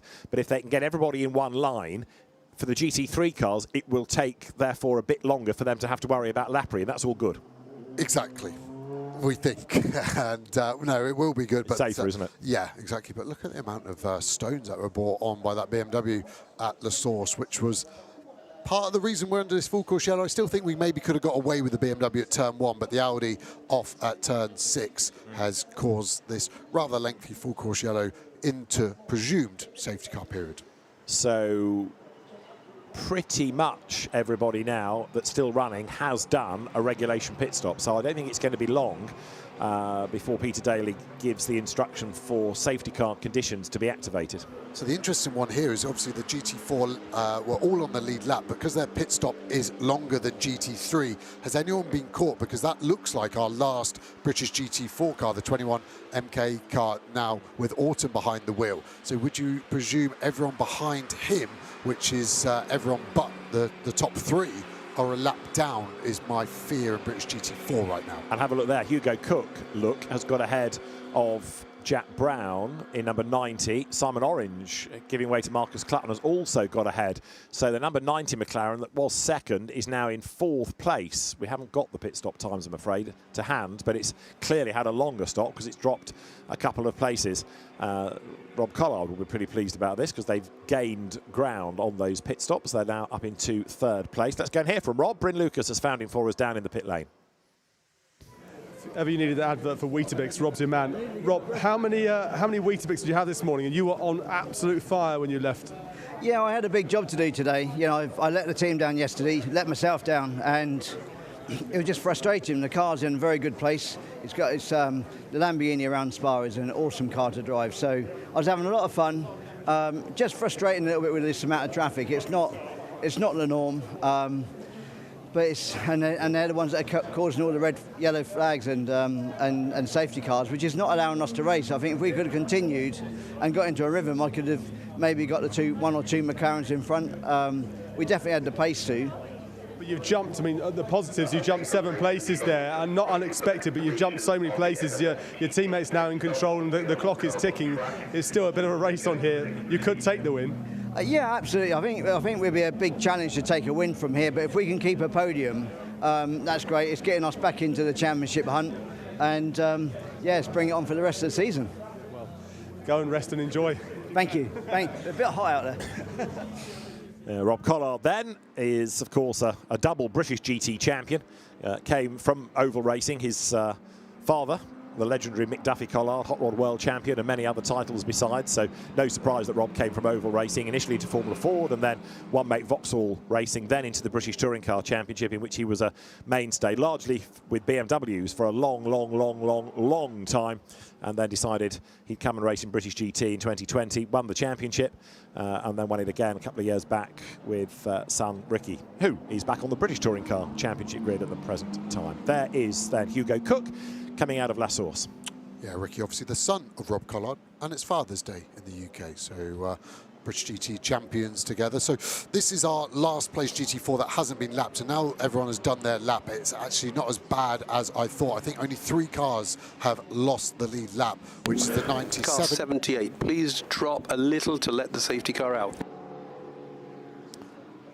Just go back to pit stops for a moment. I was saying that Jack Brown had lost a couple of places. Now, was it a slow stop? Yep, second time you've been right today, David. He was 5.3 seconds over the minimum.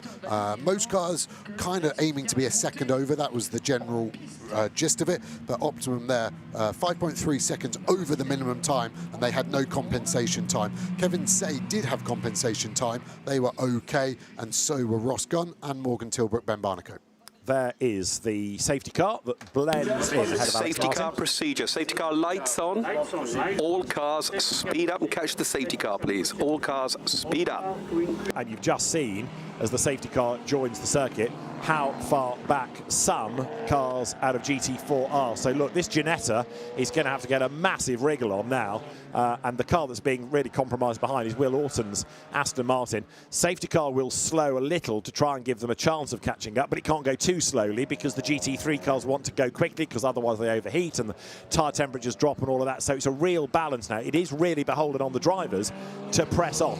Yeah, and we can see which cars need to come past, and the Century BMW is going to have to try and get some places. 2C's car, Ben Green now Plowman in that car behind, and so everyone GT3 wise is going to get up there, and the tail of the field now number 3 car with Callum McLeod, who's taken over from Mike Price.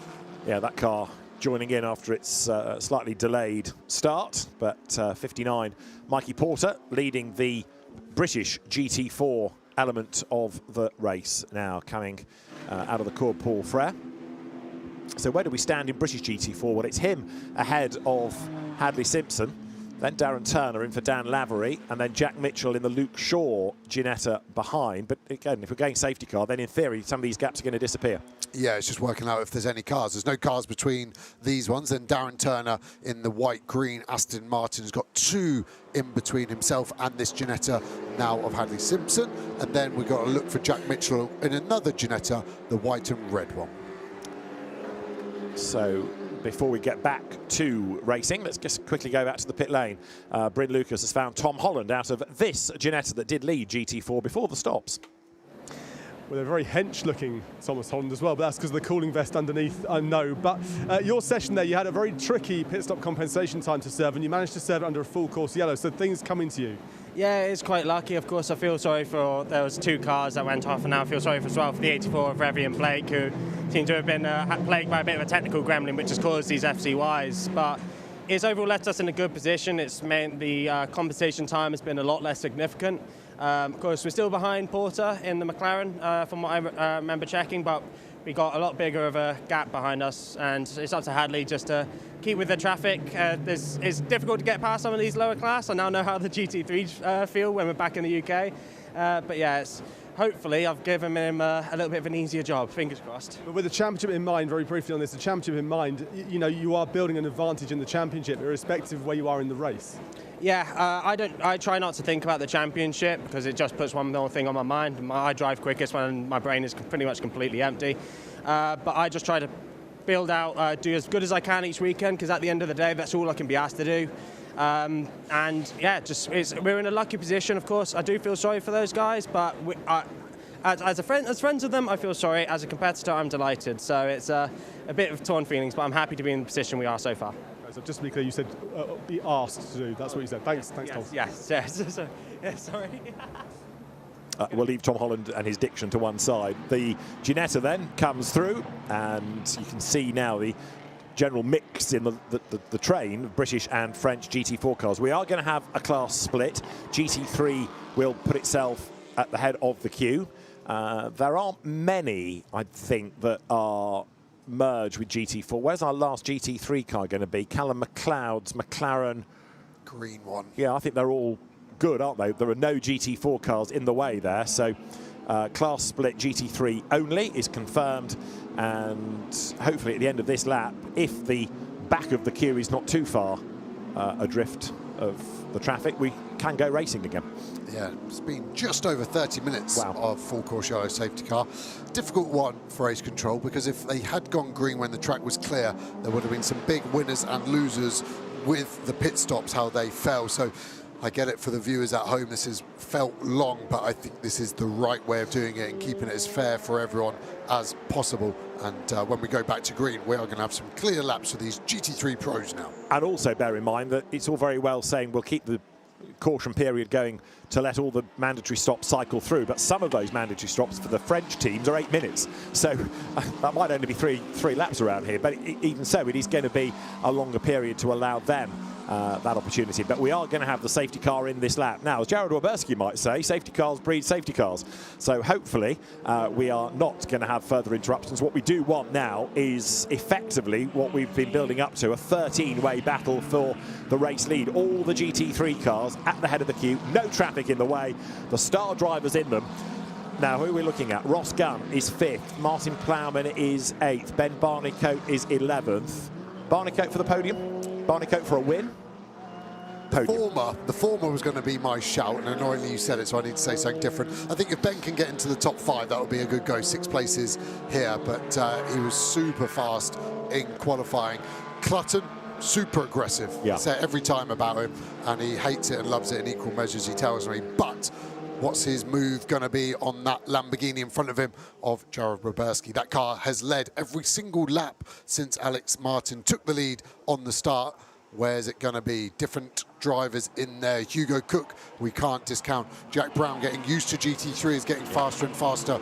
Ross Gunn, our first factory driver in the GT3 order. Charles Clark has been very quick this year. Ben Green, platinum rated off his success at the Nordschleife. Martin Plowman, that you've alluded to, so much experience. Josh Buchanan, very fast silver driver. Tom Wood, fastest lap of the race at Brands Hatch and Aston Martin last season. Ben Barnicoat, don't need to say anything about him. Aaron Walker has been super fast, and Callum McLeod at the rear is no slouch. Aaron Walker has been a class winner here in the 24 hours in seasons past, so he's got good Spa experience as we are set then to get the race back underway. Safety car in this lap. We're going to have 37 minutes, 38 minutes of the race, but even so, it's looking forward to being a good battle. The French Championship still being led by the number 4 Alpine of Léo Jousset from Safety car lights are off. No overtaking until you pass the green at T1 exit. It's just to remind everybody that although the race will be back on coming out of the chicane, you can't overtake until you've gone round La Source. Otherwise, you've got another pinch point at that hairpin. So, Jared Weberski starts to slow the pack now. Once the lights are off, he's entitled so to do. It'll be up to him as to when to pull the pin, if you like, when to accelerate away. He can go early, he can go late, and what is going to happen behind. Effectively, Marcus Clapton has got to absolutely shadow what Weberski does. He's got to go on in the same split second so he doesn't lose time. But you can't overtake at turn 1. No, you can't. I'm not as a race driver, and when I saw that as a regulation, I was thinking, how would I cheat that? And the only thing I can think of is to go deep in turn 1 and effectively get a cutback to try and get the momentum into Eau Rouge. Let's see if anyone else has a devious mind like myself. Green flag is ready. We are going to go back racing then. Safety car is in, and Jared Weberski has not yet accelerated away. That point Joe makes about not being able to overtake at turn 1 on a restart lap is why I say you've got to stay nice and close to the car ahead so you don't lose time. But Jared Weberski has made the jump on Clutton. Look as they come across the line, and now then as we go down towards La Source, he's already a second ahead. So Marcus Clutton did not stay with him, and Jared Weberski has the advantage. You're on board here with Ben Barnicoat as they get up towards the hairpin at La Source, the other side of which you can overtake, and who's going to be the first mover as they plunge downhill. Ross Gunn went for the cutback but slightly mistimed the momentum. Remember, he was the fastest man of all qualifying yesterday in the Aston Martin, not the 007, just a singular 7. They've lost their James Bond status this weekend. Well, he's still got a licence to thrill, mind you, because Ross Gunn is on the money trying to have a go at the Jack Brown-driven McLaren. There you've got Martin Plowman in the pink and grey McLaren just up the road. As to Les Combes they come. Ross Gunn trying to make some progress to the inside line there, keeping Charles Clark at bay. Ben Green is in number 18 Mercedes behind. Then it's Plowman. But all the time, Jared Weberski is trying to rebuild that advantage then as they come out of Les Combes down towards Bruxelles. This is the view from on board with Ben Barnicoat. Tom Wood at the wheel ahead. He's replaced Stephen Lake. Ben to the outside line. This is going to be brave if it works for Ben Barnicoat, and he has made it work. No, he hasn't. There's contact. Tom Wood up on the inside. So now Ben Barnicoat has another go into the Jackie Hicks corner, Speaker's corner, and he's made that work. And Tom Wood gets run out a little bit wide over the curb and over the gravel. Got schooled there. Great racing, wasn't it? I was with you. I thought he'd done the move, and then suddenly, because there was less than a width of a McLaren 720S Evo, suddenly Tom Wood appeared, and he pushed Ben wide. Ben kept his foot pinned and had the inside line, and Wood had to yield there in the now run JMH car. And this has been a fantastic restart for the Lamborghini. Clutton gaining slightly now, bringing Cook with him. Jack Brown unable to stay with the top 3 at the moment. And look at the way that Ben Barnicoat is going. He's on the back of Josh Buchan, the Australian driver, touring car champion in TCR in Australia, winner of the coveted gear race at Macau last year. And Josh, having been racing at Queensland a week ago, now to Europe. And here comes Ben Barnicoat. Look at the grunt that McLaren's got. He's on the outside line coming out of Court Paul Frere. That's the inside on the run to Blanchimont. That's another place gain. He's up to 9th already, is Ben. Meanwhile, up towards the chicane there, Ross Gunn in the white and blue Aston Martin, crawling all over the back of the Jack Brown Aston Martin. They're about to come out of the chicane, and the Tom Holland Hadley Simpson Ginetta is under investigation for a possible refueling infringement, and so also is the Ian Logie Aaron Walker Mercedes. Tom Wood getting the move done on the Ferrari into the bus stop chicane. Now they're side by side into La Source hairpin. Looks like the 69 car is going to stay ahead of the 13. Callum McLeod is the next car to try and get past that 296 run by Roden. Right, Jared Weberski has just done the fastest lap of the race then at 220.2, and he leads by 1.4 seconds from Marcus Classen. It's Hugo Cook there third, and look at the way that Hugo is going, the man from Northwich, not far from Alton Park Circuit, closing up onto the back of Marcus Classen as they head towards Les Combes. Yeah, it looks like the Lamborghini has switched its tyres on the quickest out of everybody, and is that car of Hugo Cook going to be able to get past Marcus Clutton as the battle has swapped all the way around, and now Tom Wood has been filtered to last in GT3 side by side with McLeod. This could get messy. So Tom Wood's got the inside for the last part of Le Combe and is going to stay ahead, at least for now. Callum McLeod, former Formula 4 champion, desperately keen to make up ground. And again, just look behind, that number 15 Mercedes, now Aaron Walker at the wheel, that's falling away just like it did in the hands of Ian Logie earlier on. So clearly that is a car that is not a happy car. Dirt kicked up from Ben Barnicoat, who runs wide. The pit stop penalty is coming for the Guerin family, Ginetta, for being too short on the pit stop from the French Championship. And the French part of the race is now being led by 78, which is the Joran Leneutre Cindy Goudet Supra. So that has got ahead, I think, now of 004, the Alpine that's dropped to third place, Leo Jusset. Yeah, this car now in fourth place in British GT. Jack Mitchell there third, Darren Turner just in front, and it looks like the Ginetta could lose another place to Jack Collins behind in the Century BMW. Yeah, I'm not totally aware if there's a technical problem for that car, but you're right, it doesn't seem to have the pace, and there right behind is Jack Collins then. So we're looking here at the battle to be fourth in British GT4, and Hadley Simpson, he's going to have to work really hard. Jack Collins tucked up behind him as they drop into Poole. Meanwhile, Waberski, the race leader, Marcus Clutton's taken 4/10 out of him in the middle sector of this lap. So we've certainly still got a race on our hands for another just under 34 minutes here at Spa. This 2-hour race, and because of the length of it, it's one of the better point scoring rounds. So for the championship, you want to do well here. The 2 and the 3-hour race at Silverstone, they have the extra cachet of points. So it's a good back rate if you do well. Yeah, you can see it looks like Ginetta getting held up more in the traffic, unable to use the power to get past. Barnicoat trying to get past Plowman. Two McLaren's different teams. It's Paddock versus Optimum, and it's hard here in the dirty air. Ben's going to have a lift as he's lost front aero through here. Let's listen. It's the smallest breath out the throttle, probably going to 85%, but look at the advantage that gives Plowman. So yes, we're in the slipstream, but momentum has been lost. Where can Ben overtake this other McLaren? Remember, he did Tom Wood round the outside of Brussels, then the inside into 9. Could it be a similar story this lap? Let's see. Hard on the brakes. Oh no, another one for the French Championship is in the gravel, and that, I'm afraid to say, is Romeo Lure, number 8, who has gone off the road in the car that he's taken over from Josh Henry, and that's Blanchimont, yeah. Yellow again, called late, and interesting place to go off there. He's either had a failure or assistance there, and you can see the car's now on the limiter down to 80 Ks. Let's hope we can get this car on the way and just go straight back to green flag late racing. We've got just over 25% of this race remaining. Yeah, because that has been, I'm afraid, yet another frustration. It's attacking the quick drivers here that want the time to make progress, and the race officials will be looking at this. This will be a long full course yellow. And there's your answer. It's going to be a long full course yellow, and then probably a safety car lap to get people underway. What you won't need to do, though, is a class split. We haven't had enough racing for the GT3, GT4 fields to mix. Yeah. How often could you say that the Brits abroad are being the well-behaved ones? It's not often, is it?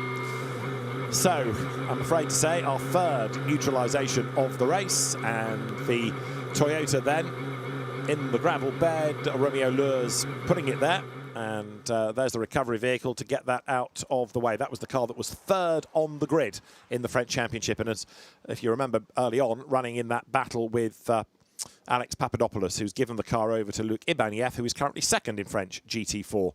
So first of all, you've got to get to the car, get it out of the gravel, and then get it on that flatbed. So the team working as quickly as.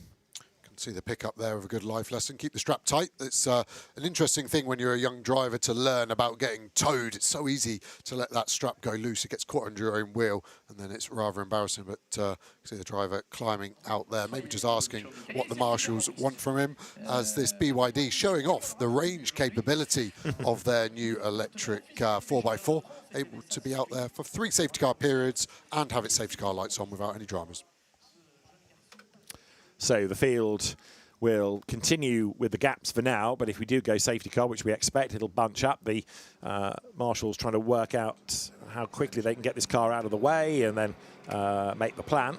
Meanwhile, We have a number of drivers still coming under investigation for track limit offences. That's gone a long, long way off into the gravel, though, hasn't it? Doesn't look damaged from this side. No, like I said, it's an odd place to go off. The only car I've ever seen crash there, Tim Mullen in the Spa 24 hour. I can't remember what year I was racing, 2015 or 16. It was in a, was it a 615? I only knew it was a McLaren because I could see the carbon tub when I came past him. It was a large accident, that one.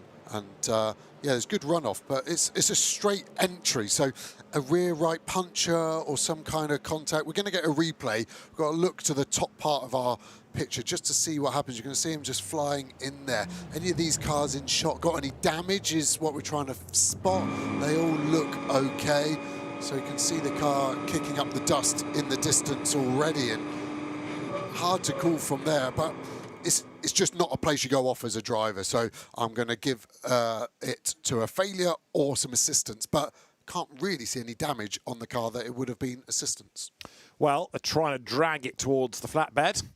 What you don't want to do is drag so vigorously that it damages the car. Ross Gunn going so slowly? Ross Gunn is going slowly, you're right. That's slower than 80. No, what are we?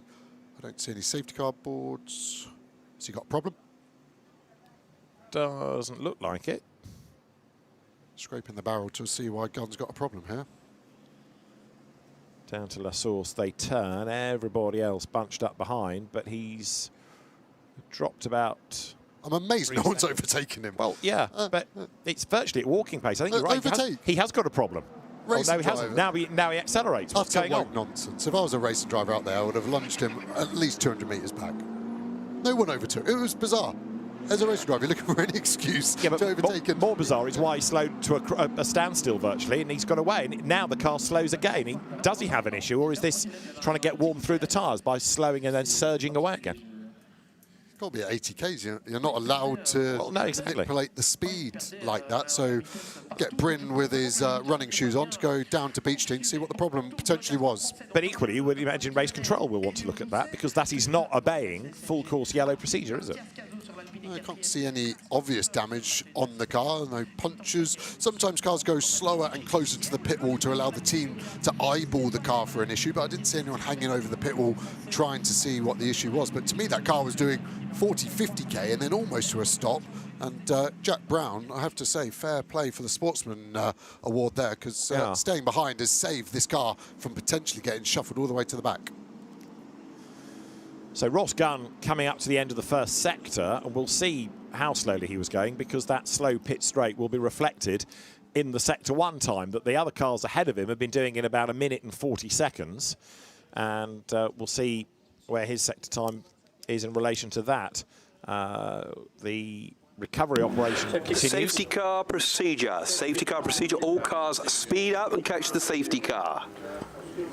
Right, and hopefully it won't be a terribly long one. So that sector of Ross Gunn's was about 20, 21 seconds slower than everybody else's. So clearly he was hemorrhaging time for whatever reason. Yeah, the car looks okay, and he'll get away with it now because they will close up, won't they? Unless there is a problem and it manifests itself. It wasn't as straightforward as stopping for a Beach Dean ice cream, because he didn't come into the pit lane and nobody can reach anywhere to the car. We didn't see any flashing lights suggesting there was a problem, so a bit of head scratching there, but I thought the whole purpose was you had to stay at that delta speed or as close to it. Right, there's your British GT4 leader, Mikey Porter, and he's got a French GT4 entry and then Darren Turner. We're under safety car procedure. Car 7, please accelerate. Car 9-7, please accelerate. So 7 is Ross Gunn being told to speed up. There he is. 9-7 is Ronan Pearson, another former touring car racer. Race winner indeed, and he's replaced John Hartshorn aboard 97. So the BYD. Safety car is coming in this lap. Safety car is coming in this lap. The BYD safety car, as you've heard, will be in this time, and that's going to give us about 25 minutes of the race. Safety car's gone storming away. Jared Waberski hanging on to the advantage, so it's a real frustration that we've had all of these interruptions. It's part of the danger, I guess, of having not only so many cars on track but also in different speeds. But as they come up through Blanchimont,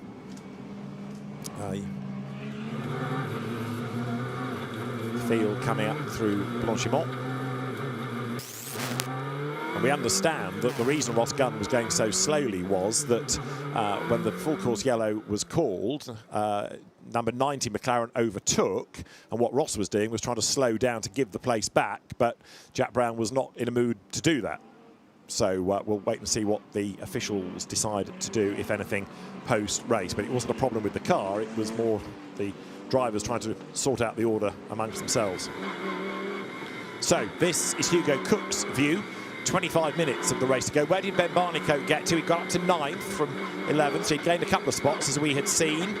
And remember, again, you can't overtake until you're the other side of La Source. It's going to be just less than 25 minutes as they come now slowly, slowly, slowly to the chicane. Waberski, Clutton, Cook, Gunn, Brown, Clark. That's the order. This is super smart by our lead car, Waberski. He knows that Clutton behind has a turbo McLaren, and he's going so slow, it's going to be very laggy on acceleration, where his naturally aspirated V10 is going to sing, and he looks like he's dropped the hammer, and he's going to get a pretty good gap, I think, to that 67. Through the chicane they come then. So Barwell first and third here. Waberski and Cook sandwiching Marcus Clutton. We are back racing, but we're not yet back overtaking. That only happens the other side of the source as there Ross Gunn gets the tar temps and pressures back up in the white and blue Aston Martin. Coming into La Source already, you can see Hugo Cook lining up to have a go at Marcus Clutton. So that's doubly good for Barwell. It means that Clutton's not been able to stay with Waberski, and he's under attack from the other car. We're now in a position where overtaking can come as they head down towards Eau Rouge. Then up Raddy on the other side. 24 minutes are on the clock. It is the Waberski and Alex Martin Lamborghini that leads the way, and Ben Barnicoat now going to have another go at Martin Plowman. Here they come, heading up the hill. So the incident between Gunn and Brown is going to be looked at after the race. The story hasn't ended on track, that's for sure. This is Ben Barnicoat getting a tow. Martin Plowman's going to try to defend. Ben Barnicoat goes to the outside at the last possible moment, breaks as late as he dares. There you've got Brown and also Charles Clark. Charles Clark skips off the road and the McLarens are still at it. Ben Barnicoat to the inside, gets the job done coming out of Le Combe. Great job. He's had to do a double switch back there to get the move done. I don't think Clark should be able to keep that position. Brown has lost another place now to Ben Green, and now we're seeing the 13 car get lent on by Plowman, trying to not lose another place. That's given Tom Wood a chance to get down the inside of the Ferrari. There's an incident in the pit lane being looked at as well between the Ben Green number 18 Mercedes and the Charles Clark 44 bright blue BMW. There is Josh Buchan's Ferrari number 13 coming under attack now from Tom Wood number 69 McLaren. And behind the pair, Callum McLeod in the green McLaren. Now Jack Brown under attack from Ben Barnicoat, who's set to try to gain another place here. Both optimum cars. The third optimum car, Callum McLeod, trying to get past Tom Wood. The pit lane investigation was the 44 going too slowly, accused by the 2Cs car. They're next to each other on track. There's a maximum speed of 50 and a minimum of 40. You've got to stay in that window. This is Ben Barnicoat's view. Jack Brown ahead. Then Ben Barnicoat, winner last time out at Alton Park. The live speed building to 200 kilometres an hour and growing all the way up towards Blanchimont. 230, yes. 240, nearly. 236, 243. Yep, it's cleared that. What about 250 before the chicane? Let's go back to GT4 because Jack Mitchell in number 42 Ginetta is on the back here of Darren Turner. This is for second in GT4 and it's for the Pro-Am lead in GT4. Yeah, they're staying with the leader as well, aren't they? Which is still Mikey Porter in the yellow Optimum McLaren. So this is a very intense battle for a podium in GT4. But like you said, David, this is the Pro-Am lead between the white Aston Martin and the red and black Ginetta. As up front, Mikey Porter continues to try to build the lead in the French Championship. It remains the number 78 entry of Jean Leneutre ahead, the Toyota Supra. There, Darren Turner has been reeled in, hasn't he, by Jack Mitchell over the last lap or so. The Grange-backed Aston Martin heading up towards the timing line. And if they squabble, that's just going to help Mikey Porter a little bit to build the lead. There he is in that yellow McLaren, number 59. That's the British GT4 Championship class leading car. Coming up to La Source with just over 21 minutes on the clock. Waberski leading Clutton then by 11/10 of a second. Hugo Cook is third, Ross Gunn fourth. Then it's Ben Green and Charles Clark to round out your top six overall. Yeah, GT4, three different manufacturers, three different British manufacturers inside the top three, which is an interesting one. Brown looking to fight back against Clark there. I'm still not sure that Clark will get away with that overtake a lap ago at Le Combe. I think he just went too much off the track. And this 13 car has really come alive on this second restart. Josh Buchanan going well. Yeah, bearing in mind that had a bit of damage sustained early on in the race. You're right, it has come good. They go downhill now, looking to see the gap that Ben Barnicoat has to make up next. It's going to be against Ben Green, isn't it? So the Alton Park winning McLaren still charging its way up the order as they come down through Pont. Meanwhile, Callum McLeod sitting on the back there of Tom Wood. That's for 11th and 12th in GT3. Has Jack Brown got a problem? He runs wide, admittedly, and they all come streaming past him. He has got a problem. We didn't see how Barnicoat got past, didn't we? So was there contact between the two Optimum cars? Looking level at the moment, can't see an obvious problem for that car. Will they continue? I would say not. It's just lost pace completely coming off Port, hasn't it? So whether it's got a gear issue or a transmission issue, it's still going, but at hobbled pace. 20 minutes on the clock, and as the race leaders then make the run again towards the end of the lap, Jared Werberski clear in the lead. Slightly low on the front left would be my guess. It just looks like the splitter is lower on the, as we look at it, the right side, but driver's left. Meanwhile, there's Werberski, and then you've got Clutton, Cook and Gunn all in a line. Gunn with his sights on a third place now at the expense of Hugo Cook. Jared Werberski comes over the line. Clutton's blue McLaren is next. Ben Barnicoat, look, he's getting closer to Ben Green. So Barnicoat into the top 6. He's just done the absolute best final sector, and he's 0.6 of a second back. And Jack Brown heading for the pit lane. Yeah, see what the Optimum guys do. Are they going to jump in on it and see where they go? It's going to be interesting to see where the damage comes through. They're going into a route. This is Ben Barnicoat. Car 1-3 is being shown a black and white flag. Please respect track limits. Car 1-3. So it goes through a rouge. You can see it bottoms out. A lot of cars struggle through a rouge. The compression is so severe. The power steering locks out. I wonder if that's just on its top. It's a electric power steering, so if it gets too hot, then it can cut out earlier. But I would say it's not that, because the car's got going. I didn't see if they changed the tyre, but the car was all by itself. But it looked like the Eau Rouge corner was the manifestation of the problem. Well, that's going to drop Jack Brown, Mark Warren to the back of the team manager GT3 class. Team manager car 15 to the stewards immediately, please. And 15 is Aaron Walker and Ian Loggie's Mercedes. So is that for track limit offences? Is it for something else? There's the tyre that's presumably come off the Jack Brown car.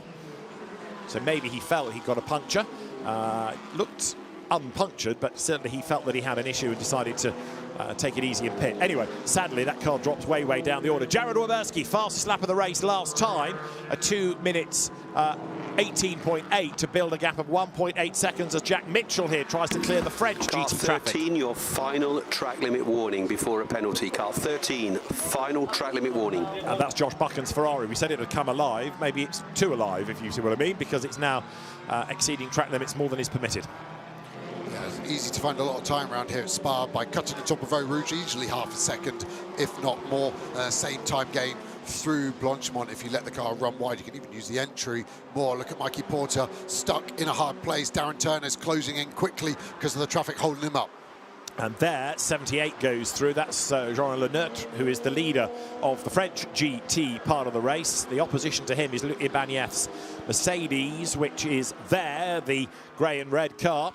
So there's some British traffic in between. And then right on the back of Ibanez is number 4, the car that started on pole position, now with Leo Jousset at the wheel. Now, Ibanez is in the invitation class, not really a threat for points, but the Alpine still wants to clear him if at all possible. Yeah, it's hard to know where to look, isn't it? The mix of GT4 from France and the UK, British GT. It's been a good mix of battles. We saw a real mix in quali, didn't we? Quali 1 dominated by the French cars and Q2 by the British. So this is their final chance for honours. And a change here. Colin Turkington and Ronan Pearson, two ex-touring car racers, side by side, leaning on each other. Colin Turkington goes through. This is for position as well. Ronan Pearson forced out wide, comes back at Colin Turkington as they come across the line. Turkington defends from Luc Ibanez. British GT car defending from French. Ibanez now makes another move up the inside, bit of trim hanging off the BMW. Colin Turkington went well at Alton Park. There was an incident he was involved in with the Tom Bradshaw Porsche, but then the BMW was excluded from the second race. It didn't have enough fuel left at the end for the fuel sample.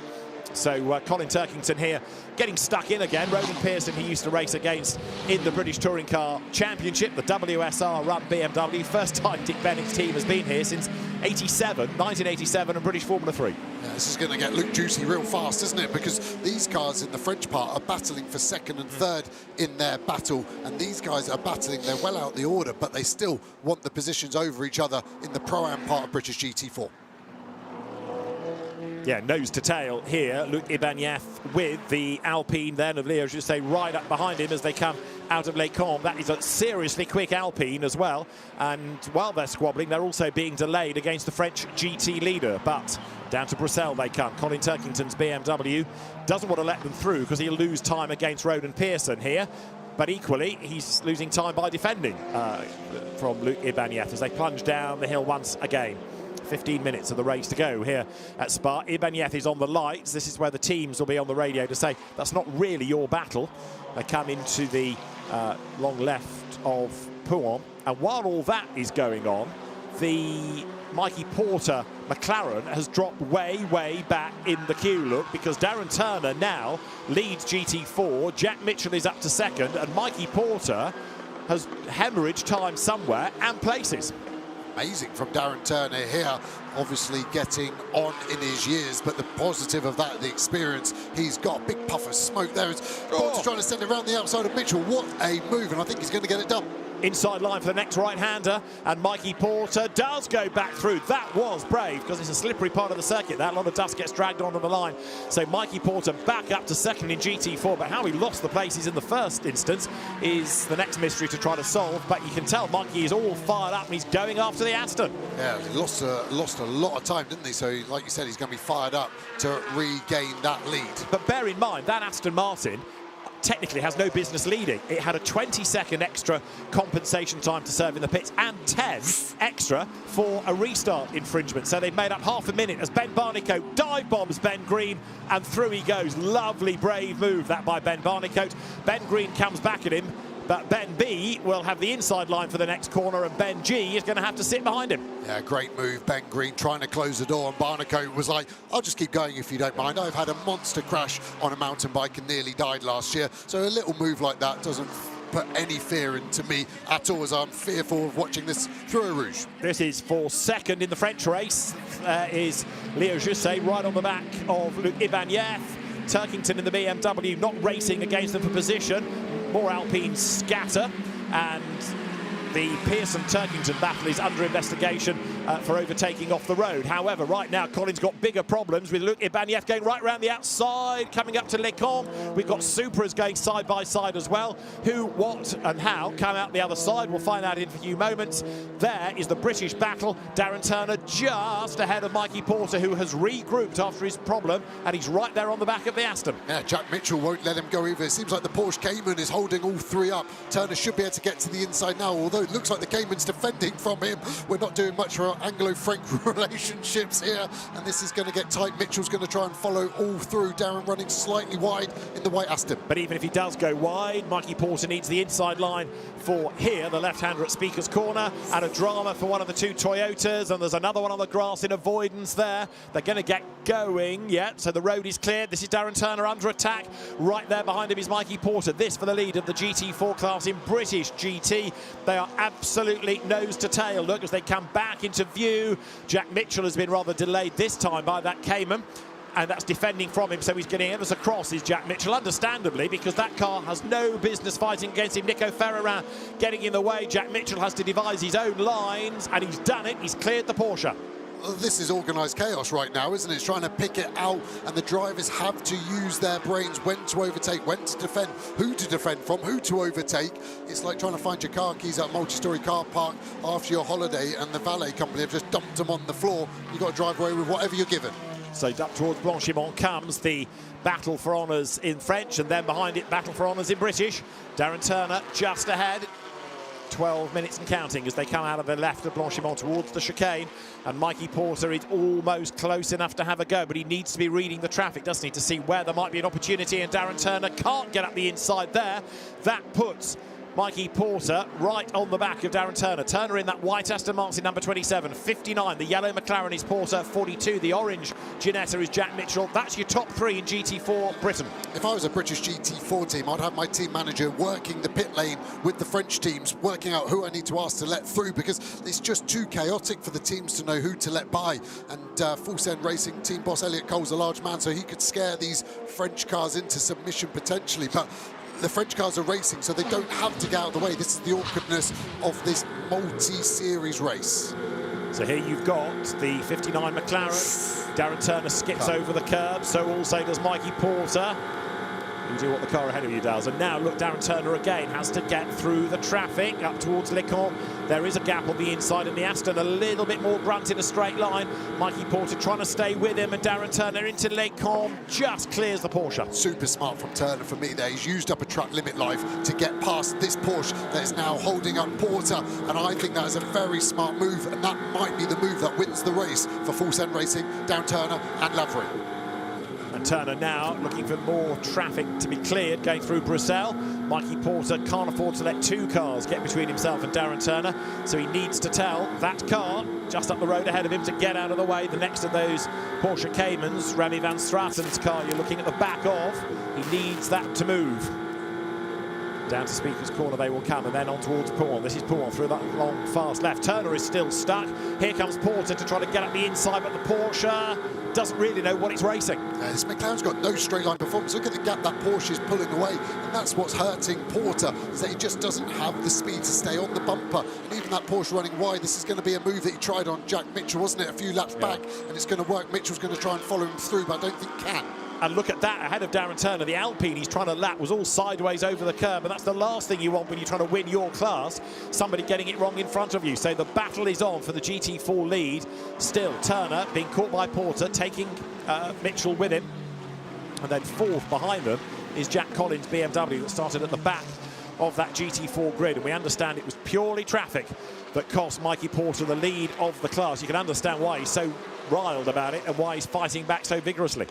And now we're getting GT3s coming through. Jack Brown, after that puncture he sustained, is going to be in the mix here. Can he help his sister car, the Optimum car, the car he has done so well in the past in British GT4? And at the moment, Turner just seems to have that breathing space, more efficient through the traffic than this McLaren. This is going to give Mitchell a chance to send it to the inside. Could be three wide into turn one here. Down they come then, heading into the tight right, which is La Source, and it's Jack Mitchell that's dealt the bad hand in the traffic this time around. So first and second go through. Here is Jack Brown in the big yellow McLaren getting squeezed towards the wall, and there was contact either with car or wall because something flew from the car. That Alpine, rather, I'm afraid, unaware of what was catching and how quickly. Yeah, Jack Mitchell saw that, backed out of it, now gets past the Alpine. It's going to be three wide. Is Jack Brown going to keep his foot buried? Jack Mitchell, I think, has seen him, he has. He's going to give him the space. The GT4 cars, the top three, have just spaced out ever so slightly. In fairness, the British GT4 teams are used to, and the drivers are used to, GT3 cars lapping. It's completely new for the French Championship guys, who are GT4, and in the case of the Alpine Cup and the Ginetta Cup, GT4 minors. So give them some credit. They're trying to do their best, but it's all new, having these quick cars around them. Yeah, Jack Brown, I won't agree with that statement. No, sure, but slightly rolled up. It is a valid point that you make, and so now that's going to be a lunge, and that was a low chance move. So let's see what happens there. As we go back to our overall leaders in GT3, it is still the Barwell Lambo of Jared Roberski, number 78, with a big gap over Clutton. Indeed so, and Clutton keeping cook at bay. There is Ross Gunn, who is being caught by that car of Ben Barnicoat, now fifth. Ben's just on the absolute best sector one. Ben Green is sixth, Charles Clark is seventh. That's eighth, Tom Wood, ninth, Josh Buchan, 10th, Callum McLeod, 11th, Martin Plowman, he's dropped back, and 12th is Aaron Walker, whose team, remember, have been summoned to the stewards. That's 78. Jean Leneutre, who leads the French Championship, having taken over from Cindy Gooday. Look at the gap.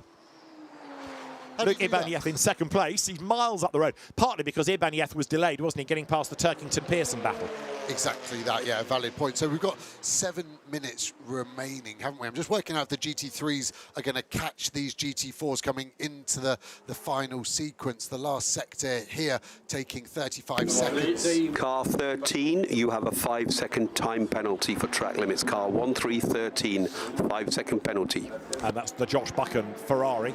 So we'd heard he was on his last warning, now penalty. I think the GT3s are going to overtake all of these GT4s before the end. They're going to squeeze another 3 laps out of this, and they're gaining 20 seconds a lap, and they're only 40 seconds behind, so this could get very spicy towards the end. This is for second, though, in the French GT4 race. Leo Jusset then on the back now of Luc Ibanez. He's on the grass as well. He's alongside the Mercedes, and this is Jusset's best chance. He's ahead at the bottom of the hill. He's on the outside line, and he's done it. He's way off the racetrack. So's the Mercedes, but the Alpine is through. Yeah, the Alpine had the momentum. It's just, it's frustrating to see. I get it, we've made Arouge much safer, but there's just so much runoff now. There's such little jeopardy. And actually, Turkington is on the front foot here. I think the Alpine will get away with that one and keep the position. We'll wait and see. But they were both off the road, weren't they? And the Alpine's all sideways there, having got it crossed up at Le Camp. But Leo Jusset then powers on. That's the confirmation on the graphic of the penalty for Josh Buchan's road in Ferrari. So Leo Jusset then finally gets past Luc Ibanieff and has now got to start thinking about the gap up the road to the next car. We'll see what that gap is next time around. As downhill comes Leo Jusset. Behind him is Luc Ibanieff, who is also being warned about track limits. 5 minutes to go. Jared Werberski getting quicker and quicker and quicker. This has been a mighty stint by Jared. Fastest lap of the race, and he's keeping some big names at bay. Yep, just on the fastest sector one this time by. So the car's getting quicker as the fuel burns off. They'll have a lot of fuel in them as well because we're under safety car for so long. Normally teams will want to finish with around 10 kilos. I think they're probably going to still have 35 to 40. As you can see, Ben Barnicoat all over the back of fourth place. Ross Gunn, you thought a podium was on the cards. He needs to get this move done quickly if there's a podium beckoning for this Optimum McLaren of Ben Barnicoat. And if they squabble, they're going to drop back from Hugo Cook, who is in third place. So Ben Barnicoat, after a tough day, remember an extra pit stop that car had to make, but he is still pounding along, chasing after Ross Gunn, the car that led the championship, the Aston, coming into this race. And there's a drama ahead, is there? There's a BMW that got all crossed up there that they are about to descend upon. The car is the Honda Airdown one that was in the gravel earlier on. They both got past. That could have been a scare. There's the flavour, though. Our leader, race leader, is just overtaken the first couple of GT4s. He'll get a clear end of this lap, but the next lap is going to be chaos. There's car 97 has a 5-second time penalty for track limits. Car 97. Ronan Pearson's Aston Martin, you were saying. So the next lap is going to be chaotic. They've been doing 2-minute 20s, the GT3s, in clear air. I think the next lap for Werberski could be a 24 or 25. Let's keep an eye on the traffic that will affect these cars. And look at the way they've now caught Hugo Cook. This is third, fourth, fifth, absolutely together with Porsches from French and British ahead. Tom Bradshaw's car is in the old works colour scheme, that one. So they go either side of the two Caymans, or Cayman, heading up towards La Source.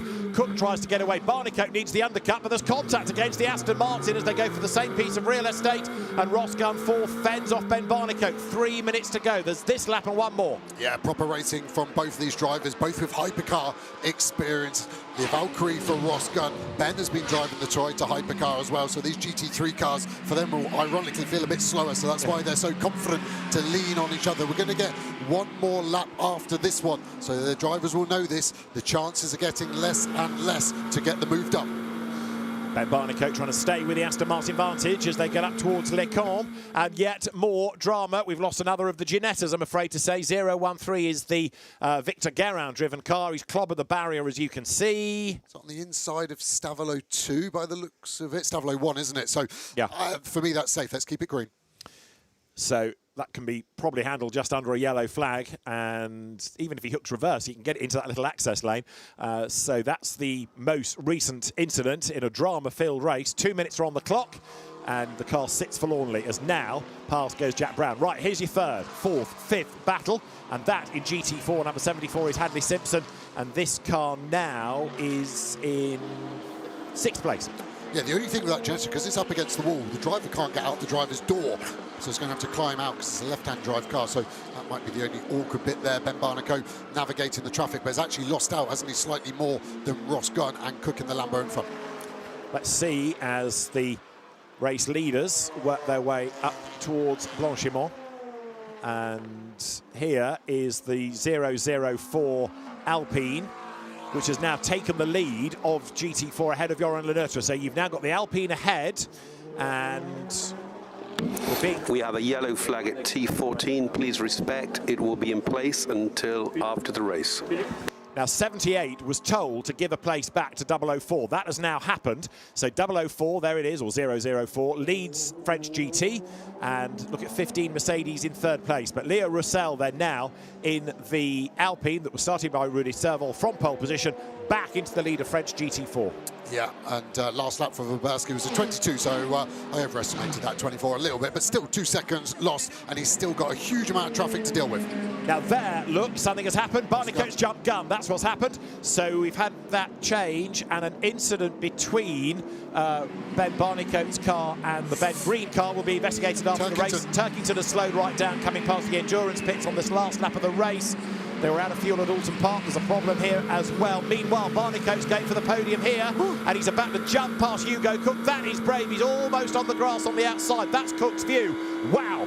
You always get breathtaking racing going up Radion, the Camel Straight, and there's more of it. Ben Barnicoat not only is up to 30, might yet get second. He's on the back of Marcus Clutton. This is insane. Yeah, Mark Lemmer won't be happy with Cook there. Didn't close the door quick enough, and then Barnicoat just kept it pinned on the grass. 240 kilometres an hour down Turner there, still leading the GT4 battle, but this is going to get affected by the GT3s coming through. We've got GT4 and 3 leaders on the same bit of track.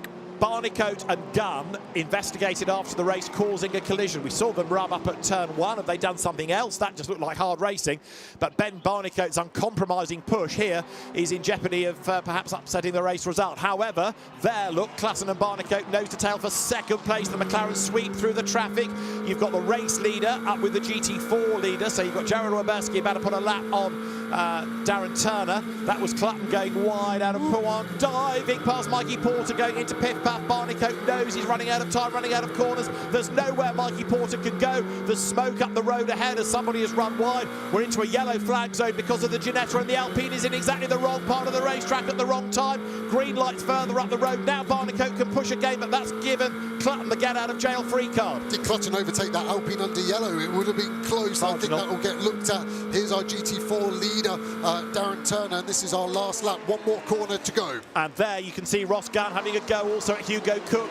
But out of all of the drama of the 2 hours around Spa, Jared Wyberski is going to bring it home after that demon start by Alex Martin. He's got the chicane to go. 78 Aston Martin means we're going to have a 4th different winner out of our 4 British GT races this year. Jared Wyberski and Alex Martin accelerate up towards the timing line.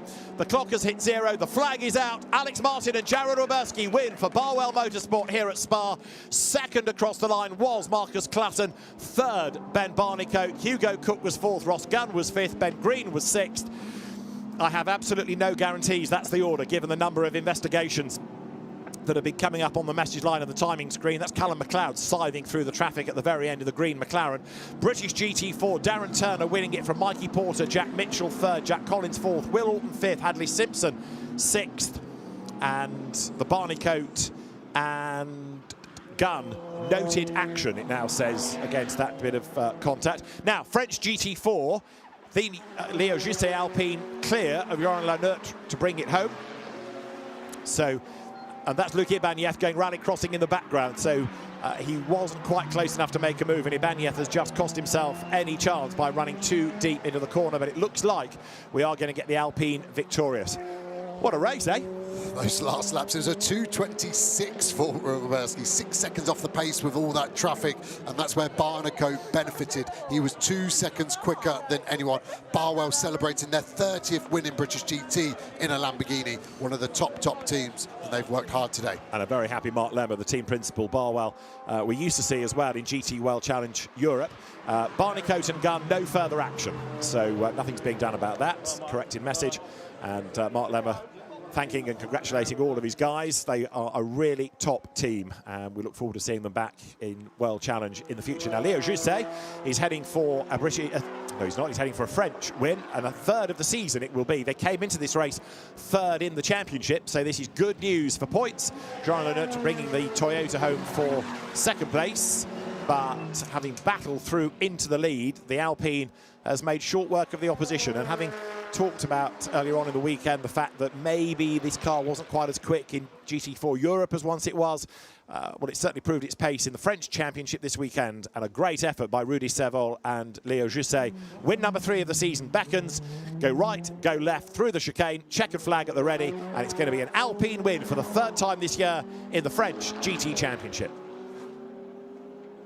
Toyota 2nd, Mercedes 3rd, as Jean Lenert and Luc Ibanez come home 2nd and 3rd and 4th. It's going to go to that green Supra in the background of Thomas Drouet. And there is the winning car. Jared Weberski, fastest lap of the race, and for my money, a really good stint because he had to deal with some really pro drivers behind him. Not saying Jared's not a pro, but some big names, and also all of those restarts, and he controlled it perfectly. Yeah, and he is silver graded, so they've won silver am and the overall. So yeah, he drove phenomenally well, didn't put a foot wrong, and great pace. And it was a lights to flag lead, wasn't it? It didn't feel that simple watching it for the 78, but great start from Alex Martin. Good pit stop from Barwell, as always, and then a flawless stint from Jared Rubeski. And on the run up towards the line, Darren Turner has fallen back behind Mikey Porter, Jack Mitchell, Jack Collins, Will Orton, so 5th in the class. That must be a penalty that's been applied because on track he was in front for sure. Now, did they not serve that 10-second penalty in the pits? We will try and unravel that. I can't see any extra penalty that was given to 27. So the provisional result is a win for Alex Martin and Jared Weberski from Simon Orange and Marcus Clatton, with Morgan Tilbrook and Ben Varnicoat in 3rd. Rob Collard and Hugo Cook 4th, ahead of Andrew Howard and Ross Gunn. Kevin Say and Ben Green 6th, and Jonathan Beeson and Charles Clark. And then Stephen Lake and Tom Wood coming home in 8th place. 9th went the way of Callum McLeod and Mike Price from the pit lane, and Martin Plowman and Mark Smith in 10th place.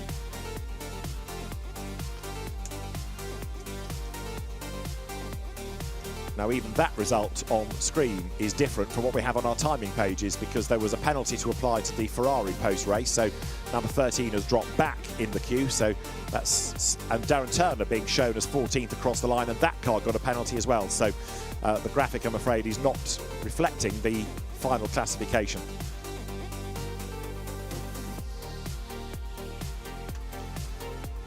So Jared Weberski and Alex Martin are victorious, and the winning margin of 2.1 seconds doesn't really reflect the full drama of that. But Jared thinking, where's my team? Where's my team? They're on the way, Jared, I promise you. But another good advert for the SRO GT Academy, because he's been doing great stuff in that. I'd like some water, he says to Lauren Granville, the championship manager. That's the least of his problems, is it, after that race? Just give me a drink, will you? Please. Yeah, there you go. Done with a smile as well from Lauren Granville, doing a mega job running this championship. It is a huge undertaking to get all these teams across the water from the UK in different regulations as well. And everybody, in fairness, has had to do a good job this weekend, adapting to different championships being on track and different regulations and different timing services and all of that. Well, Jared Weberski is a race winner, and Bryn Lucas is with him. Yeah, I am indeed. He's just celebrating within the team. I'm sure you can understand why. Jared, let's quickly grab you. We always get drivers and they dive away. Let's just grab Jared. Jared, let me just grab you unceremoniously here. A great performance from you, Jared. This means a lot. I know how hard it was for you out there. It was really, really tricky conditions, especially in the heat as well. Yeah, it was a really tricky stint, but to be honest, the car was mega. From the start, managing the safety cars, just drove away. Honestly, the car was so good, managing the tyres the whole way. So I've lost my voice screaming already, but it was all thanks to the team, thanks to Alex. And what a place to do it on Father's Day as well, to my dad. This is his present. And to all the sponsors that came here and watched. It's mega to have them here and to get the first British GT win with them. Go and celebrate, well done. Thank you. The GT4 saga continues because whatever dropped Darren Turner down the order has disappeared. So Darren Turner was the winner with Dan Levery, 2 in a row in GT4. If there had been a penalty in the system or the transponder had a glitch, well, that's all been rectified, and so Darren Turner and Dan Levery do take the win. So Leo Josset and Rudy Serval are your winners of the French GT4 Championship from Jean Lenert and Cindy Goudet. Luc Ibanez and Alex Papadopoulos 3rd from Thomas Drouet and Jerome Andre. Harry Reynolds and Reece Lloyd 5th, and then Jeremy Coursin coming home for 6th, along with the co-driver Lionel Papin. Let's reflect on a very busy 2 hours at Spa that began with an absolutely lightning start by Alex Martin, charging through the gap that was allowed for him by Morgan Tilbrook being in the pit lane. But having got the lead, it was not one that Alex Martin was in any mood to lose, as he stormed clear in the opening stint, but was interrupted a couple of times with French GT4 cars in the gravel. Rob Collard was making progress early doors as well in French GT. Rudy Serval took an early lead as Hugo Popper's yellow Toyota took to the grass. good battle for third involving the Alex Papadopoulos Mercedes and Irish driver Josh Henry's Toyota. On track, eventually the French cars were caught by the British GT3 brigade and the lap restarted, giving one or two heart-in-mouth moments. And our first interruption came when Gauchier Rodest went off spectacularly in the Alpine, and that car triggered a full course yellow and a safety car. Back racing, and more drama wasn't far away as another couple of French GT4 entrants found different gravel traps, and also we had the Revy Blake Anglis McLaren grinding to a halt on the circuit and needing to be towed back. Pit window open, drivers doing the obligatory change, the cars being refueled as well, and a great battle on the other side of all the safety car dramas. Ben Barnicoat from 11th getting himself up to third in a mega drive at the end. The last interruption was when that Toyota, the car of Josh Henry, not with him at the wheel of it, but his co-driver putting it into the gravel. That meant that Romeo Lurs was out of the race and everyone bunched up once again. Darren Turner put himself into the lead of GT4. Jack Mitchell also jumped ahead of Mikey Porter, who went round the outside coming out of pit path and retook the pace. Ben Barnicoat got past Ross Gunn and was right on the tail of Hugo Cook as they came out of the chicane. And while all that was going on, it was still Jared Waberski holding sway up front. Marcus Clutton good for second as Barnicoat made the move to get third place. 2 wheels on the grass going uphill. But Alex Martin and Jared Waberski, race winners in British GT here at Spa. A great drive to round out a drama-filled race. And the teams will reconvene in mid-July at Snetterton.